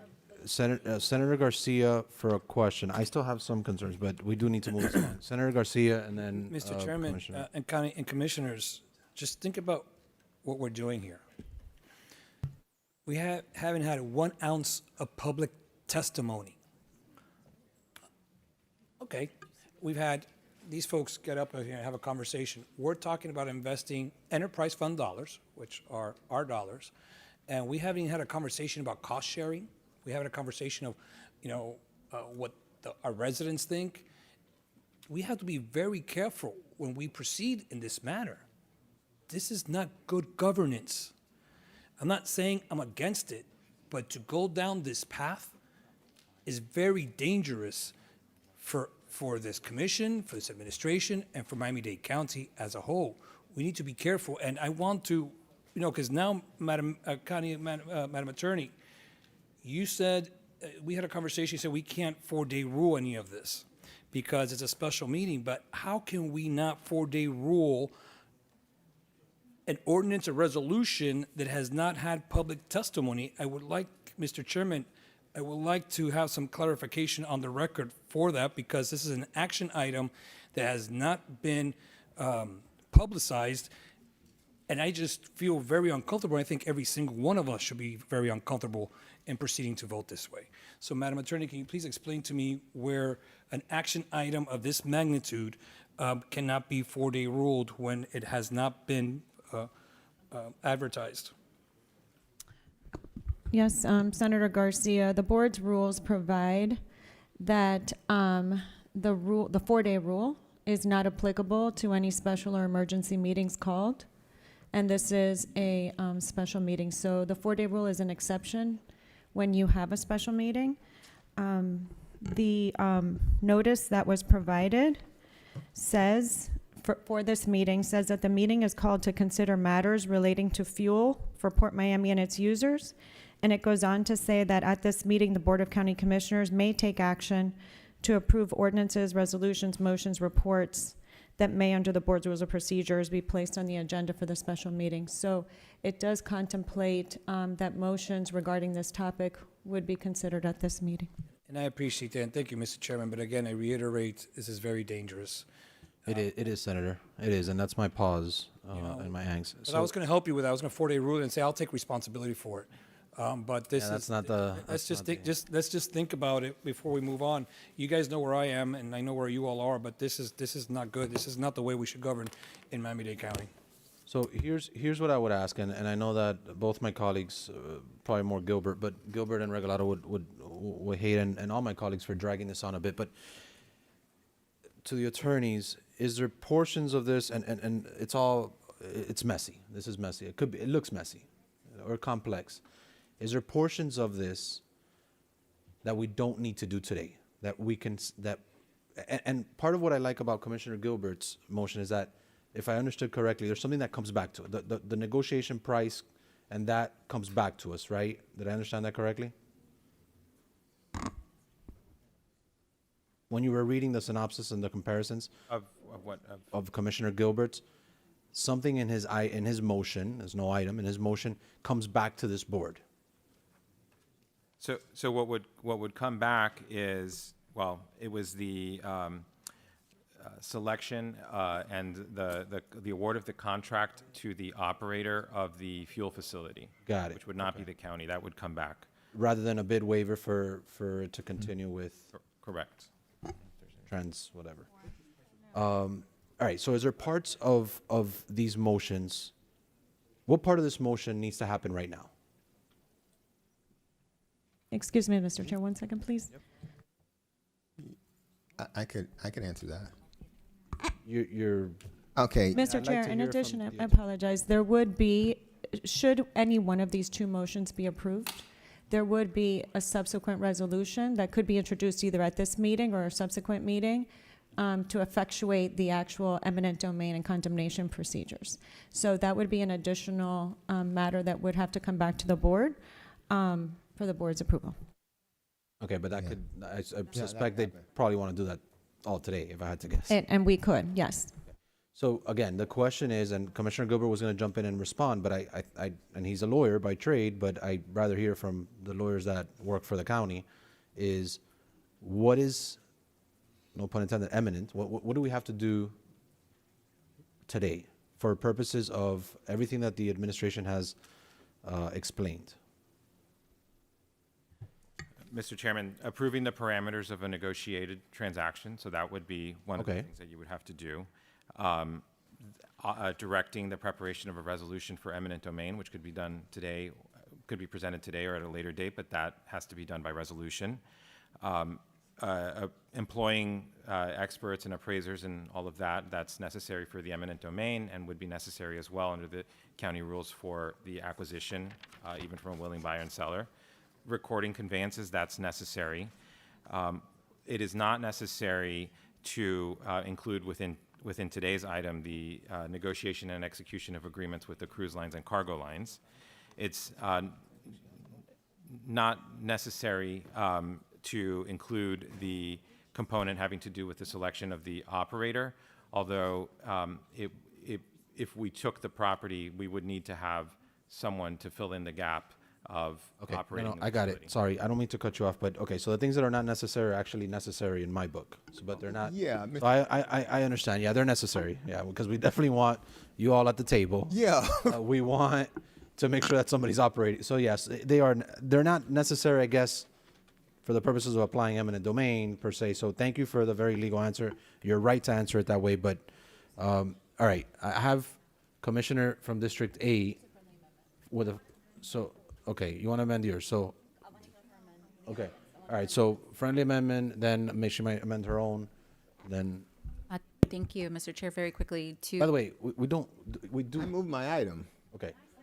Okay, because if you have a friendly amendment, Yeah. and then if this fails, Yeah, then. I move mine. Well, in discussion, actually, all right, we have a motion, we have a second, because we do need to move this. Friendly amendment, and then Commissioner Regalado. Thank you, Mr. Chair. It doesn't have to be a friendly amendment. I'm not trying to hold up the meeting in any way, but to the administration, with everything that's been stated and the vote that is likely going to go in the direction that it seems that it's going to go, can we have at the very least at our next meeting, whenever that is, an articulation of when the closing is actually scheduled to take place and some sort of a representation to this board on what the actual voice of the seller and or the parties involved in this arm's length transaction is? I would like some sort of noticed, agenda'd representation from the parties that will be affected by this transaction to the board. If that's not too much to ask, it doesn't need to be an amendment to your motion at I'm all. very If comfortable that's with- okay, I just need that information in the record as part of this process. Absolutely. Through the Thank chair. you. Thank you. I'm very comfortable with adding that to the item that they report back to the board at the next meeting. And with regard to the entire process, not just, I think that, I don't disagree with you, Commissioner Cohen-Higgins, that and Mr. Chairman, and Senator Garcia, well, I guess, and everybody, we shouldn't be getting this right now. Like, getting this right now is poo-poo. Like, it's really, really bad, y'all. Like, we've done some bad things before, but this isn't like the favorite position that I want. I don't really want us in this position. So, you know, so I think that we need to probably, whether it's through the board, definitely, but definitely also through the port committee, we need to be paying more attention to, obviously asking some other, because we needed to hear about this before. Commissioner from District 7, amending you. it, and, Yeah. and then not just amending it, but anything from your motion that is not in Commissioner Gilbert's motion that is. Happy to, yeah. So first of all, I just want to clarify, again, I'm happy to amend my motion to say that we're directing the administration to negotiate and to come back to us before starting the eminent domain. I'm happy to do that because there is a difference between negotiating inside eminent domain and negotiating before you file an eminent domain. And that is a distinction between our two motions because the parties that are involved are very different. He wants to negotiate with the seller. I'm saying negotiate with everyone. Negotiate with the buyer first, and then if that doesn't work, then start the process of eminent domain. And I don't think a week or two is gonna kill us. I think that's the thoughtful thing to do, and I'm happy to amend my motion so that it comes back to us because they've put in time and effort, and I agree that people should have notice and people should be here. I agree with that, and I asked for it to be put on the agenda. That's a whole other story, but I think it's important to understand that if, to Commissioner Cohen-Higgins' point, if we proceed with Commissioner Gilbert's, there will be no closing. I mean, to the attorneys, let's ask the question point blank. So if we file for eminent domain this week, can they close on the property? Yes. And how would that closing impact? Like, so let's say we file for eminent domain now, we start the process. Let's say they're going to close in 2 weeks. What does that look like for them? Commissioner, I want to clarify an assumption in the question, which is that we could not file for eminent domain this week. Per statute, of course, we would have to have the appraisals and the negotiation, and once that is completed, But with the seller, not the buyer, well, we would be condemning from whoever owns the property. the seller. So there's a closing that's supposed to happen, and to her point, we don't know the date, right? So you're gonna start negotiations with the seller. We haven't spoken to the seller, right? We don't know what that agreement looks like. If you don't know what their sale agreement looks like, how do you know that they can close? Because the seller could decide not to close, correct? Yes. Right? Yes. The seller could decide not to close. So we're assuming a series of things, right? I mean, we don't know what that agreement looks like, correct? That's correct, Commissioner. I think And let's say that there's financing involved. Could I just Wouldn't have an a point action of for order? eminent domain be a Mr. cloud on Chairman. title? Mr. Chairman, can I have a point of order? Because we were in the middle of my motion. She said she wanted to offer an amendment. And so I did. I meant my motion. you can amend Okay, I'll go back yours, to yeah, but amending yours. Okay. this is a lot at this She would amend yours, but I do want to. This is complex. Like, this is not an easy decision to make. I don't think we have a lot of clarity here as to what happens once you file eminent domain. Like once we make the decision This is the same reason why we to should file have this meeting in committee. eminent domain. Exactly why we should be doing this, Mr. Chairman. Look what we're doing to ourselves here. We have public, we have our budget, and then we are trying to resolve an issue that shouldn't be done. But to my question, if you can answer my question, would this board taking action in a public meeting directing you to move forward with eminent domain, even if it takes you a few days to get that together because you have to do appraisal, a serious thing, create a cloud on title? Could that impact financing if there is to be a sale? It's not a cloud on title, Commissioner, because it would be a resolution that would be of record that would put people on notice that there is a directive to acquire the property. The property does not technically change hands until there's a court hearing that authorizes that. Before that occurs, there is a 30-day statutory negotiation period, which cannot occur until the appraisals are conducted. So you've got that 30, and then you've got another minimum 30, and then you have the filing of the. But if they have financing, and the bank is now on notice that the Board of County Commissioners decided that we're moving forward with eminent domain, you don't think that that would impact the financing? No, so I don't want to speculate I don't know where they're getting their money from. No, but we're assuming that there's going to be a closing. I'm just saying, I don't think that that's an assumption that you can make I if you liked your move forward. question, except for the assumption part. I want the actual legal answers. 2/3 of the question. Us doing that does not create a cloud on title. They can technically still close. They can technically still close. So we're not doing anything, essentially. So we could send this to committee because we're technically not doing anything that will stop them from closing in the next 2 weeks. Hypothetically, their lender can get cold feet if they're even paying attention, but that I can't go off of hypotheticals. Like, Or it could expedite the closing to do it even faster. tell me why. So I'm saying to negotiate first. Okay, so I'm just going to raise my hand and no one else. Everybody else is just going to. You're recognized. I'm just. You're recognized. So, I appreciate the extraordinary level of hypothet that is involved in Commissioner Regalado's questioning. I also appreciate that she rewrites the answers that she's being given. So what we are actually saying is, yes, I'm being very clear. I want to negotiate with whoever owns the property. Right now, the seller owns the property. When the question was asked to the attorney, she said seller, he said the owner of the property, because eminent domain is an action on the property. We want to be positioned best to secure the property as soon as we practically can. The issue is that we have to actually start the proceedings. Eminent domain isn't like this thing where you just, you know what, we're the government, we're taking this, and we go in there and we send our police officers, which you actually don't have anymore. You know, we send Rosie's police officers, Rosie's sheriffs, and we say, hey, this is our property. No, that's not how eminent domain works. There is a process. There is a process. The process does take time. Us delaying the beginning of the process also gives more time. So if we whatever it is, if it's 30 days, if we don't do it now, then it starts 30 days from when we do it. And we run the risk of the property becoming more expensive. To quote Commissioner Regalado, if you're going to do something, if it's inevitable, do it now. If it's inevitable, do it now. So if you know you have to have this property, just do it now. If we can negotiate with whoever owns the property, that's fine, but I don't see the wisdom in waiting. Like, waiting and taking a chance just doesn't seem practical to me. My motion's been made, and show it amended with Commissioner Cohen-Higgins' reporting requirements. I think that's prudent. I think that is prudent. Thank you. Okay, all right. We have a motion. We have a second. We have it amended.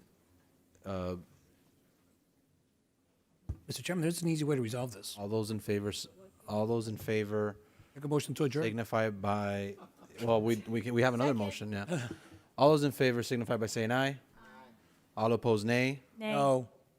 Nay. The nays have it. I mean, we could do a roll call, but the nays have it. I just want to see a count. I don't know what that means. All right, roll call. Clerk, call the roll.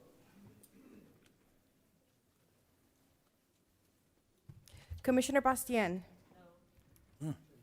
Commissioner Cohen-Higgins. I vote no. Senator Garcia. No. Commissioner Gilbert. Commissioner Gonzalez. No. Commissioner Hardiman. Commissioner Higgins. Commissioner Milian Orbis. Commissioner Regalado. No. Commissioner Steinberg. Vice Chairman McGee. I'm sorry? Chairman Rodriguez. I vote yes. It's tied 6-6. I move my motion. Happy to entertain amendments.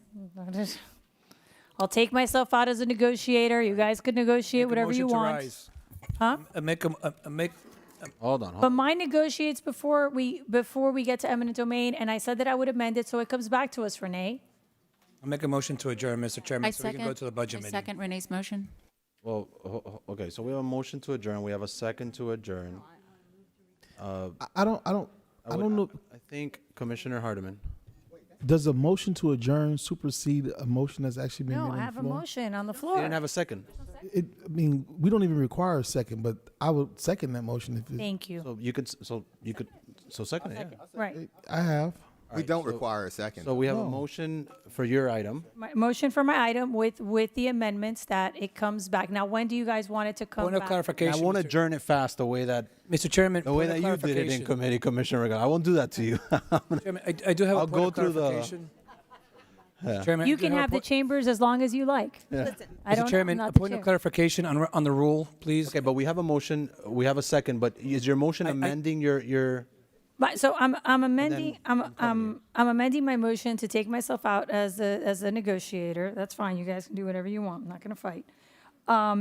And I'm happy to amend it so that it comes back to us. But I think it gives them plenty of time to negotiate and before they start the process. So we're not automatically moving, to eminent domain. So I think we can have them report back to us at our next meeting. And I think that gives everybody the ability. And at our next meeting, we can bring the item back. If you guys want to amend it so that, we move with the second part of it, but I think that gives us plenty, of time. All right, we have a motion. We have a second by Commissioner Hardiman, Senator Garcia, and then Commissioner. Mr. Chairman, I do have a point of clarification. I did make a motion to adjourn, and there was a second.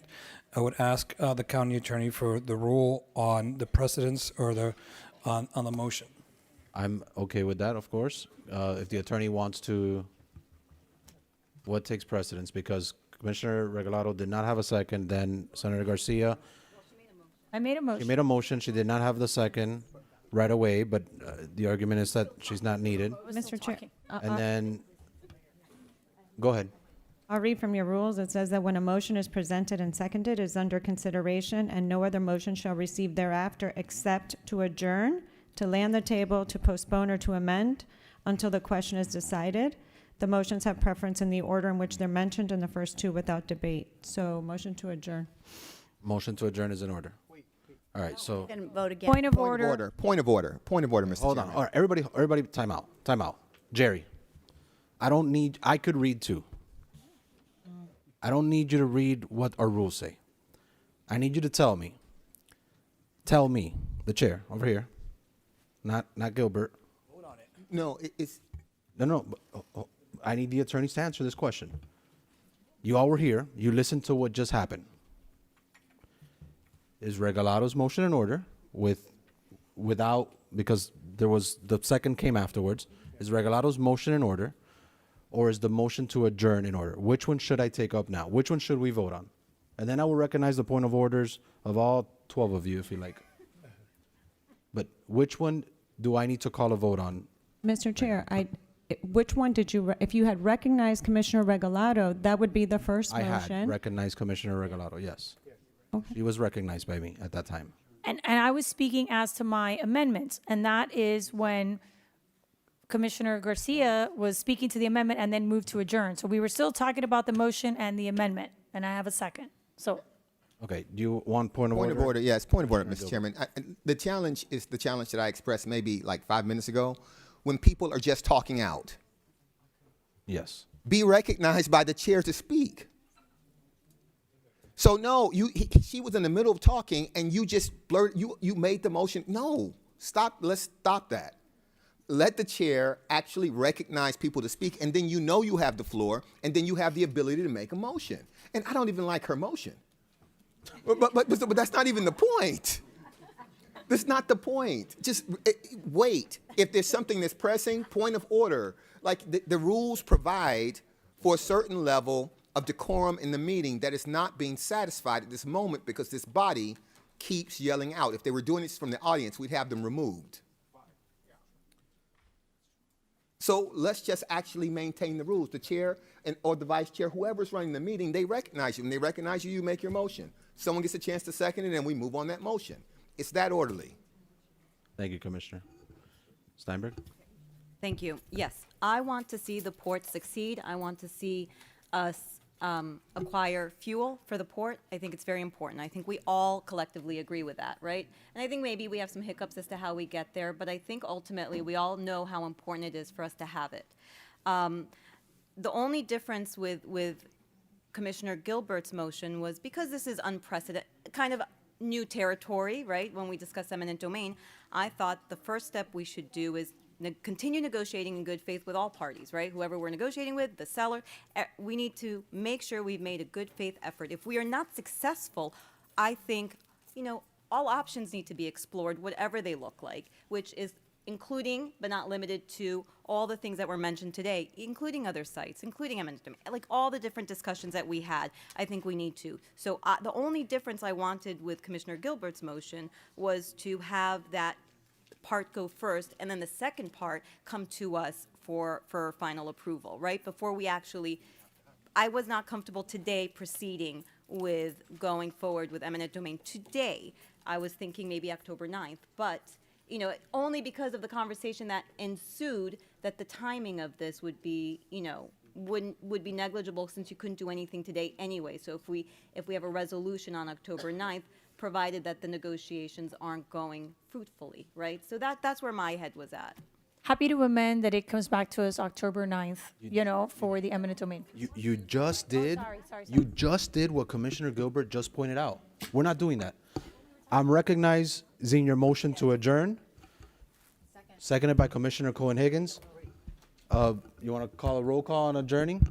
Point of order. I just called the question. So Right, but hold please on. call the roll. I just called the vote. If it fails and we don't adjourn, we continue, and then you have your point of order. Here, how can I vote when, in fact, I have concerns about the fact that she made a motion, and I thought her motion was still on the table to talk about it. The attorneys just told me that I can recognize a motion. Literally, Commissioner Gilbert just said that no one should speak out of term.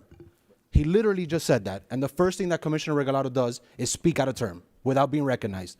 No, it's not this, Regalado. No, it's you do it constantly in every single meeting. In every single meeting. And you're breaking the decorum of this chamber. There is a motion to adjourn. There is a second. Clerk, please call a roll. It may fail, and we will continue the conversation. I have unreadiness. Of course. The motion on the floor, because I thought we were discussing the motion that was on the floor. That was my understanding. Typically, there's a discussion about an item. There's Madam Attorney. On the way that I'm handling the motions. Mr. Chair, you had a motion that was presented and seconded. It was under consideration, and you should not take up any other motion unless it was the ones that I had listed, one of which is to adjourn. You've now recognized the motion to adjourn. It's the one that takes precedence. Okay, so that motion to adjourn takes precedence.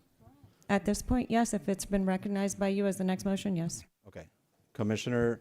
Senator Garcia, seconded, and is seconded by Commissioner Cohen-Higgins. Clerk, please call the roll. Could fail. We could continue at this. Commissioner Cohen-Higgins. 4. Senator Garcia. Aye. Commissioner Gilbert. Commissioner Gonzalez. 4. Commissioner Hardiman. Commissioner Higgins. Commissioner Emiliano Orbis. Yes. Commissioner Regalado. No. Commissioner Steinberg. No. Commissioner Bastien. Vice Chairman McGee. Again, I have unreadiness here, because the position I'm stuck in is there was a motion on the floor that was not dispositive, that was not, dealt with accordingly, according to the rules. And then another motion just got made before we did away with Commissioner Regalado's motion. It's like a motion to rise in the legislature. No, I get that, but here's the thing: we're not getting clarity from the attorneys to give us true direction. Right. She just gave clarity. Look, you could kill.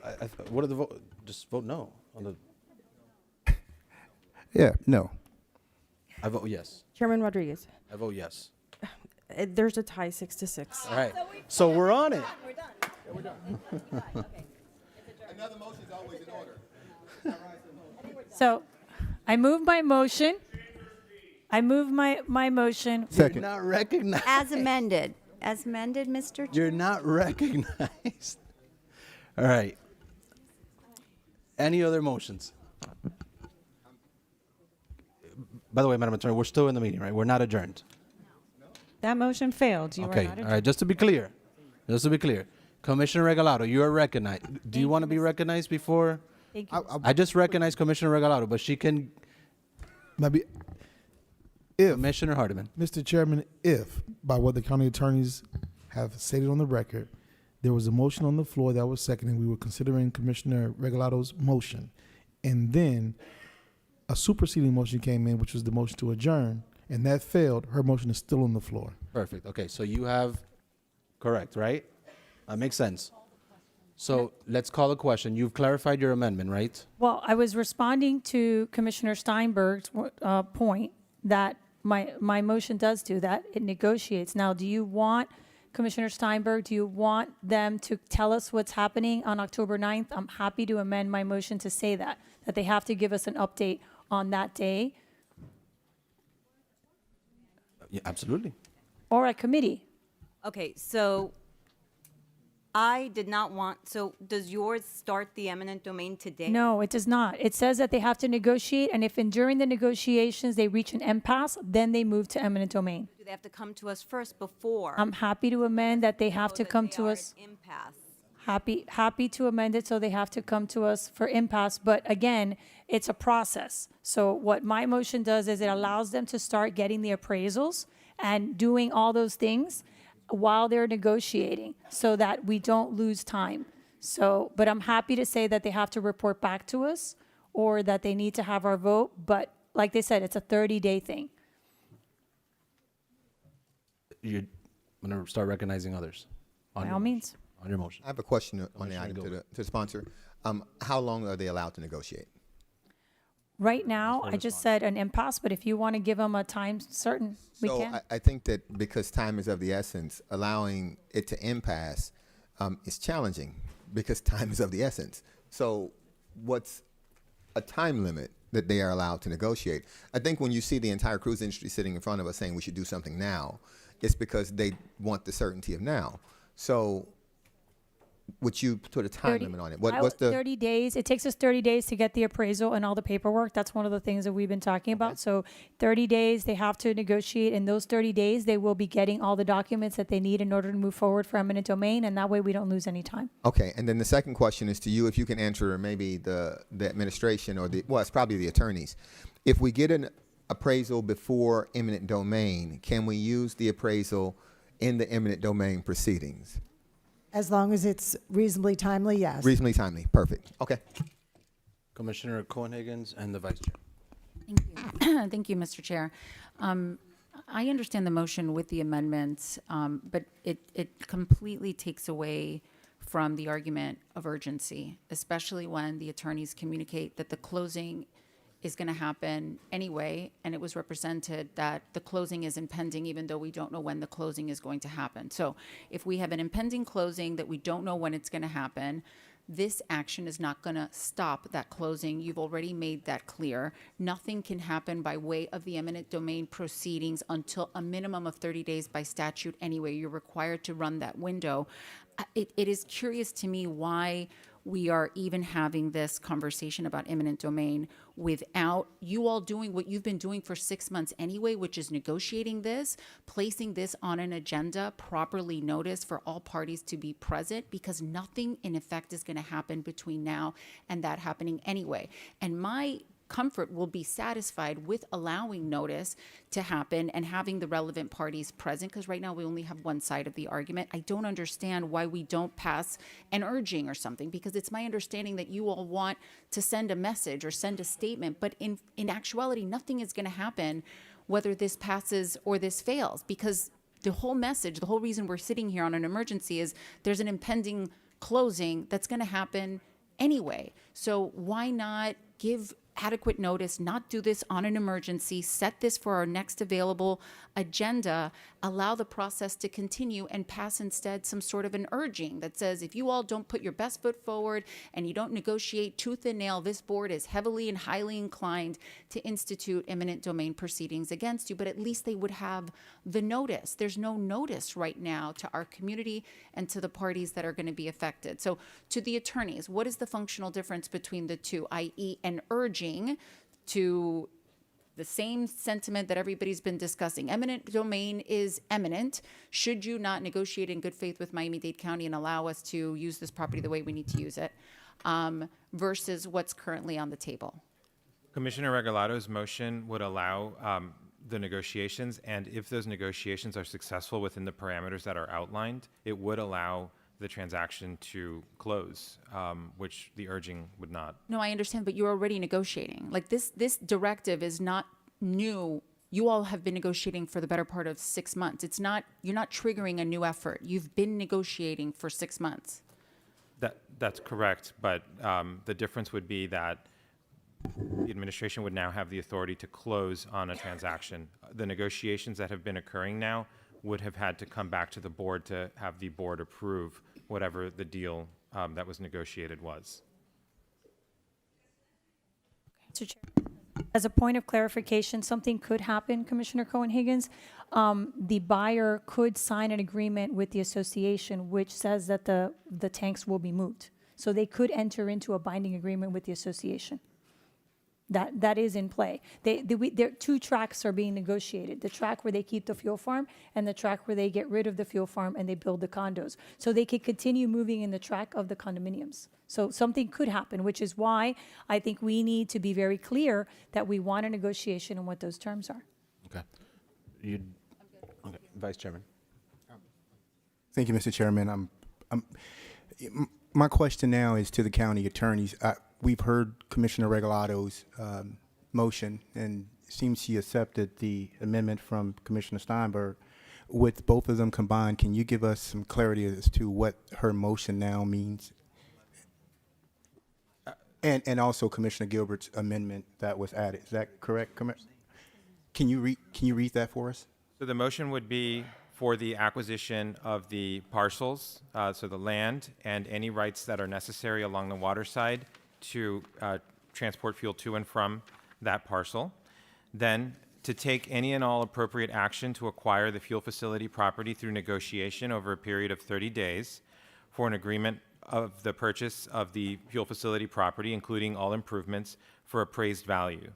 The negotiated agreement may also provide for the following incentives: to the extent the purchase is from a prospective purchaser, reimbursement of all verified costs incurred by the prospective purchaser in connection with the planned development of the property.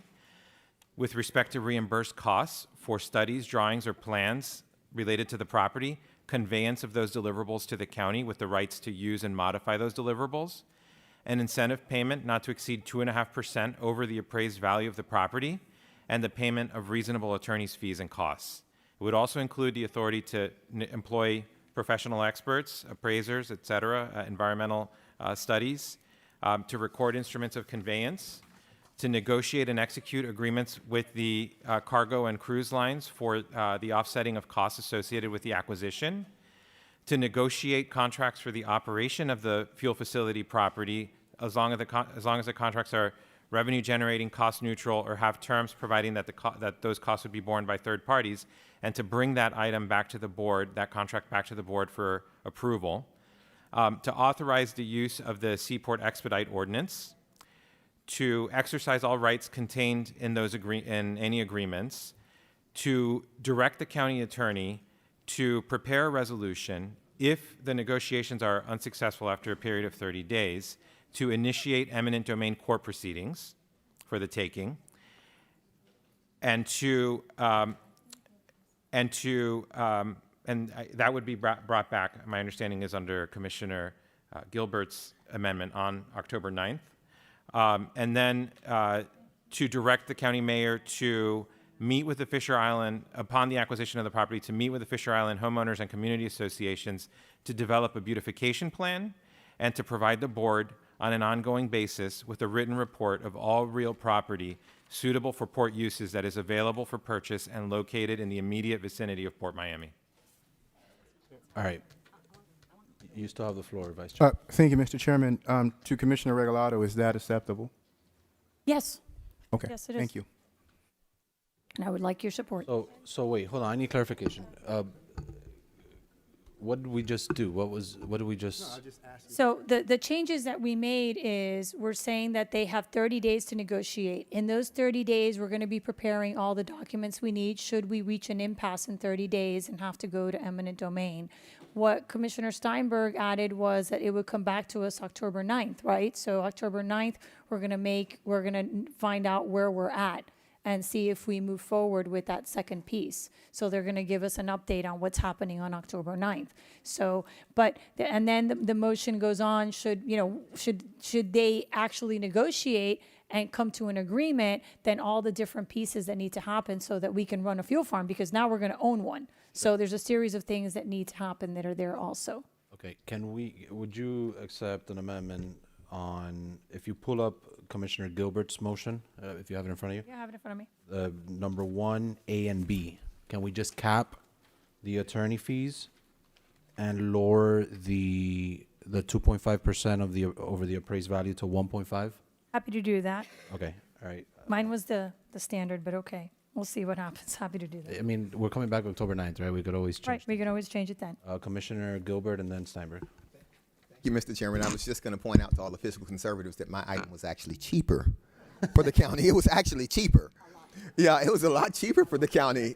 Yeah, it was a lot cheaper. So I don't. It is, and that's why they're concerned, because they're ultimately helping to pay for this. But it's to the, I guess, the attorneys under Commissioner Regalado's item. It says negotiate. Who are we negotiating with?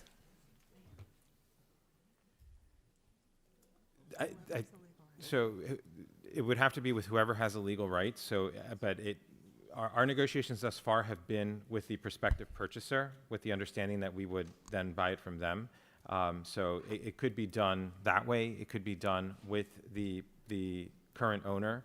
And I don't know, over 30 days, it may change. The ownership may change. So, and I asked that question, Mr. Chair, because initially the county attorneys made the point that it might have been tortious interference if we were negotiating with the seller. Seller, right.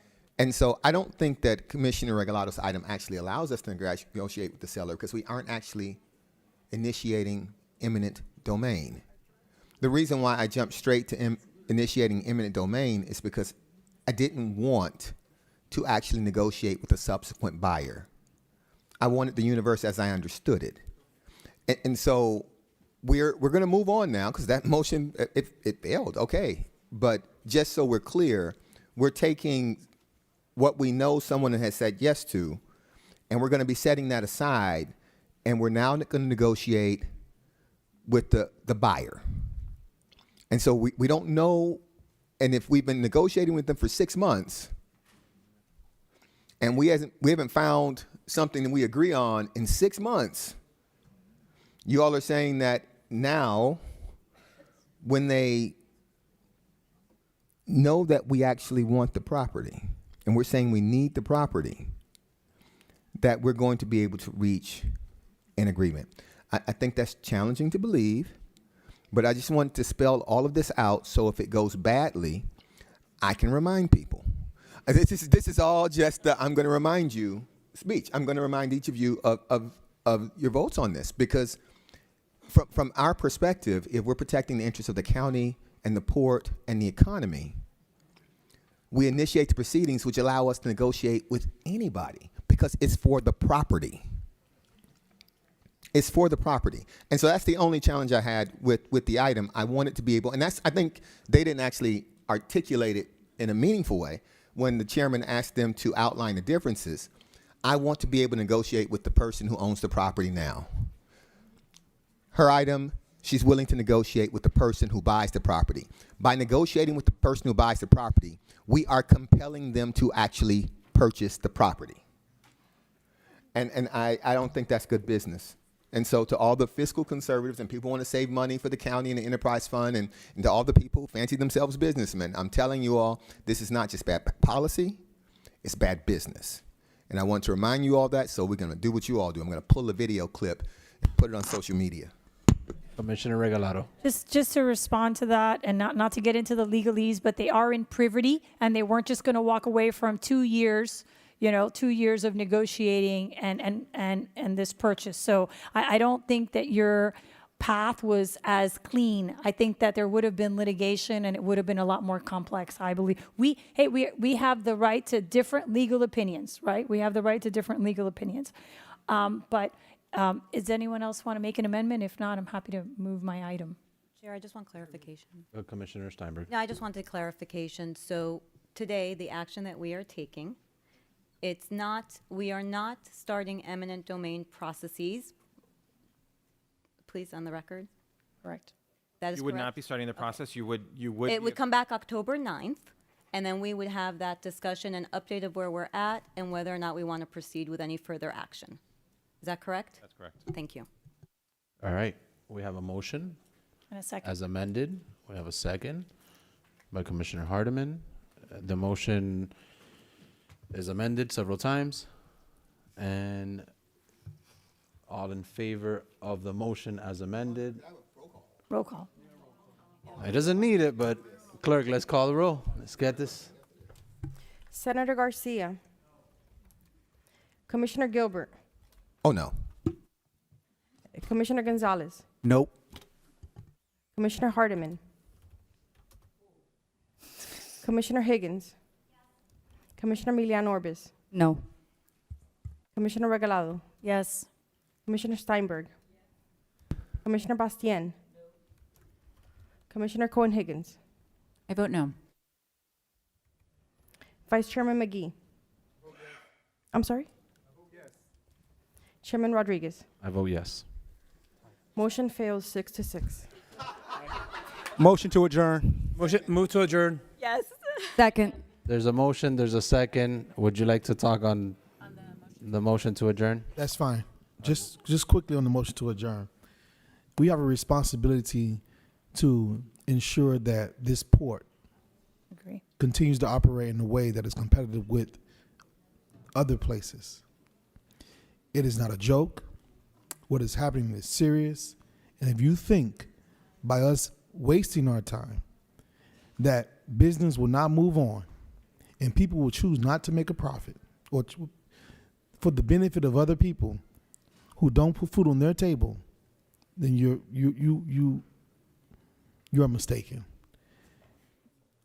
This matter that we need to handle is something that we need to take seriously and we need to do expeditiously, because the world is moving on without us.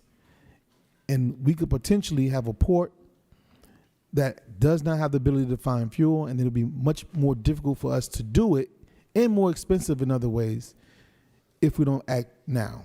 And so today, we cannot come to some sort of agreement, but my position on this is that tomorrow we're going to have a very serious problem, and it is not a joke.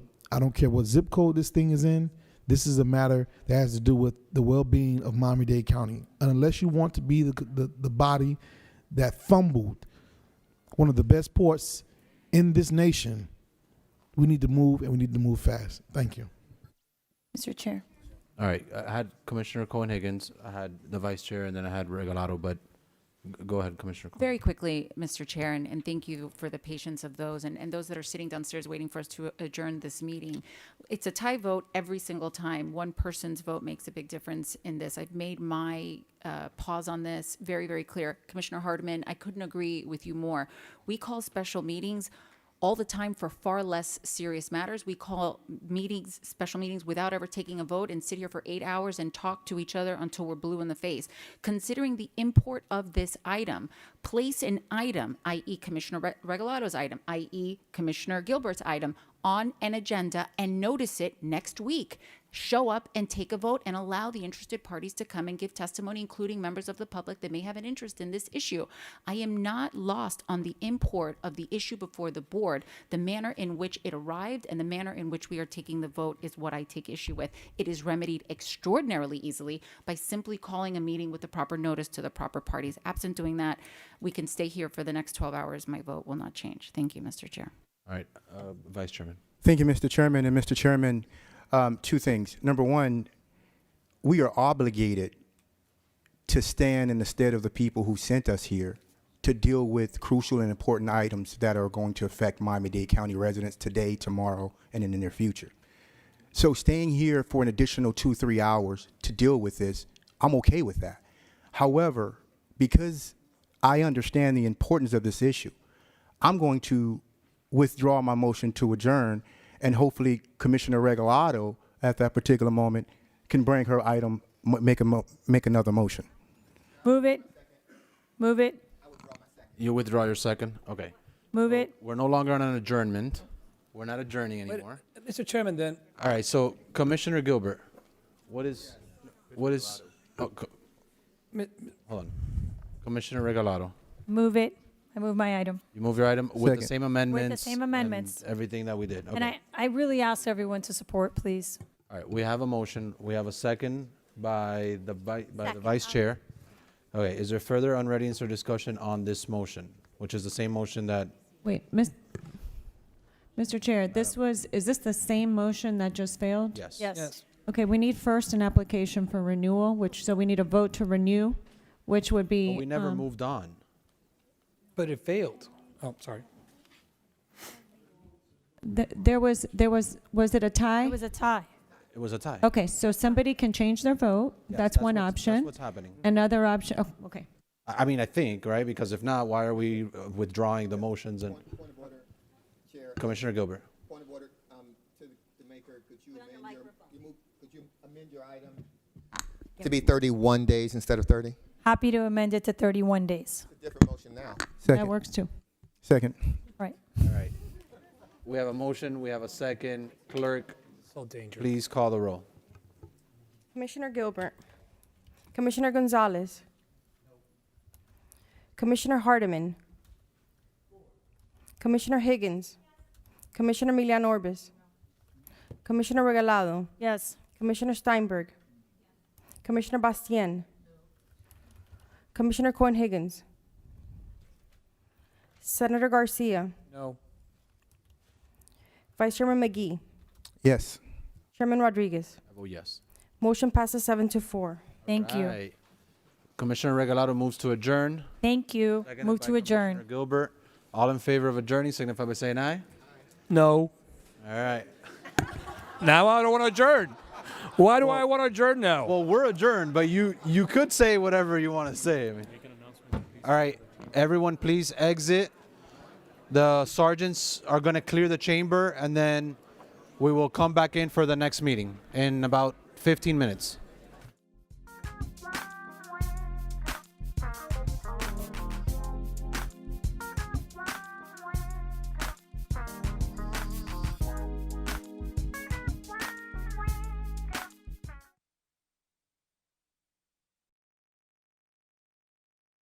You is clear. Our commitment to you is clear. We will work to find solutions. Ensure transparency.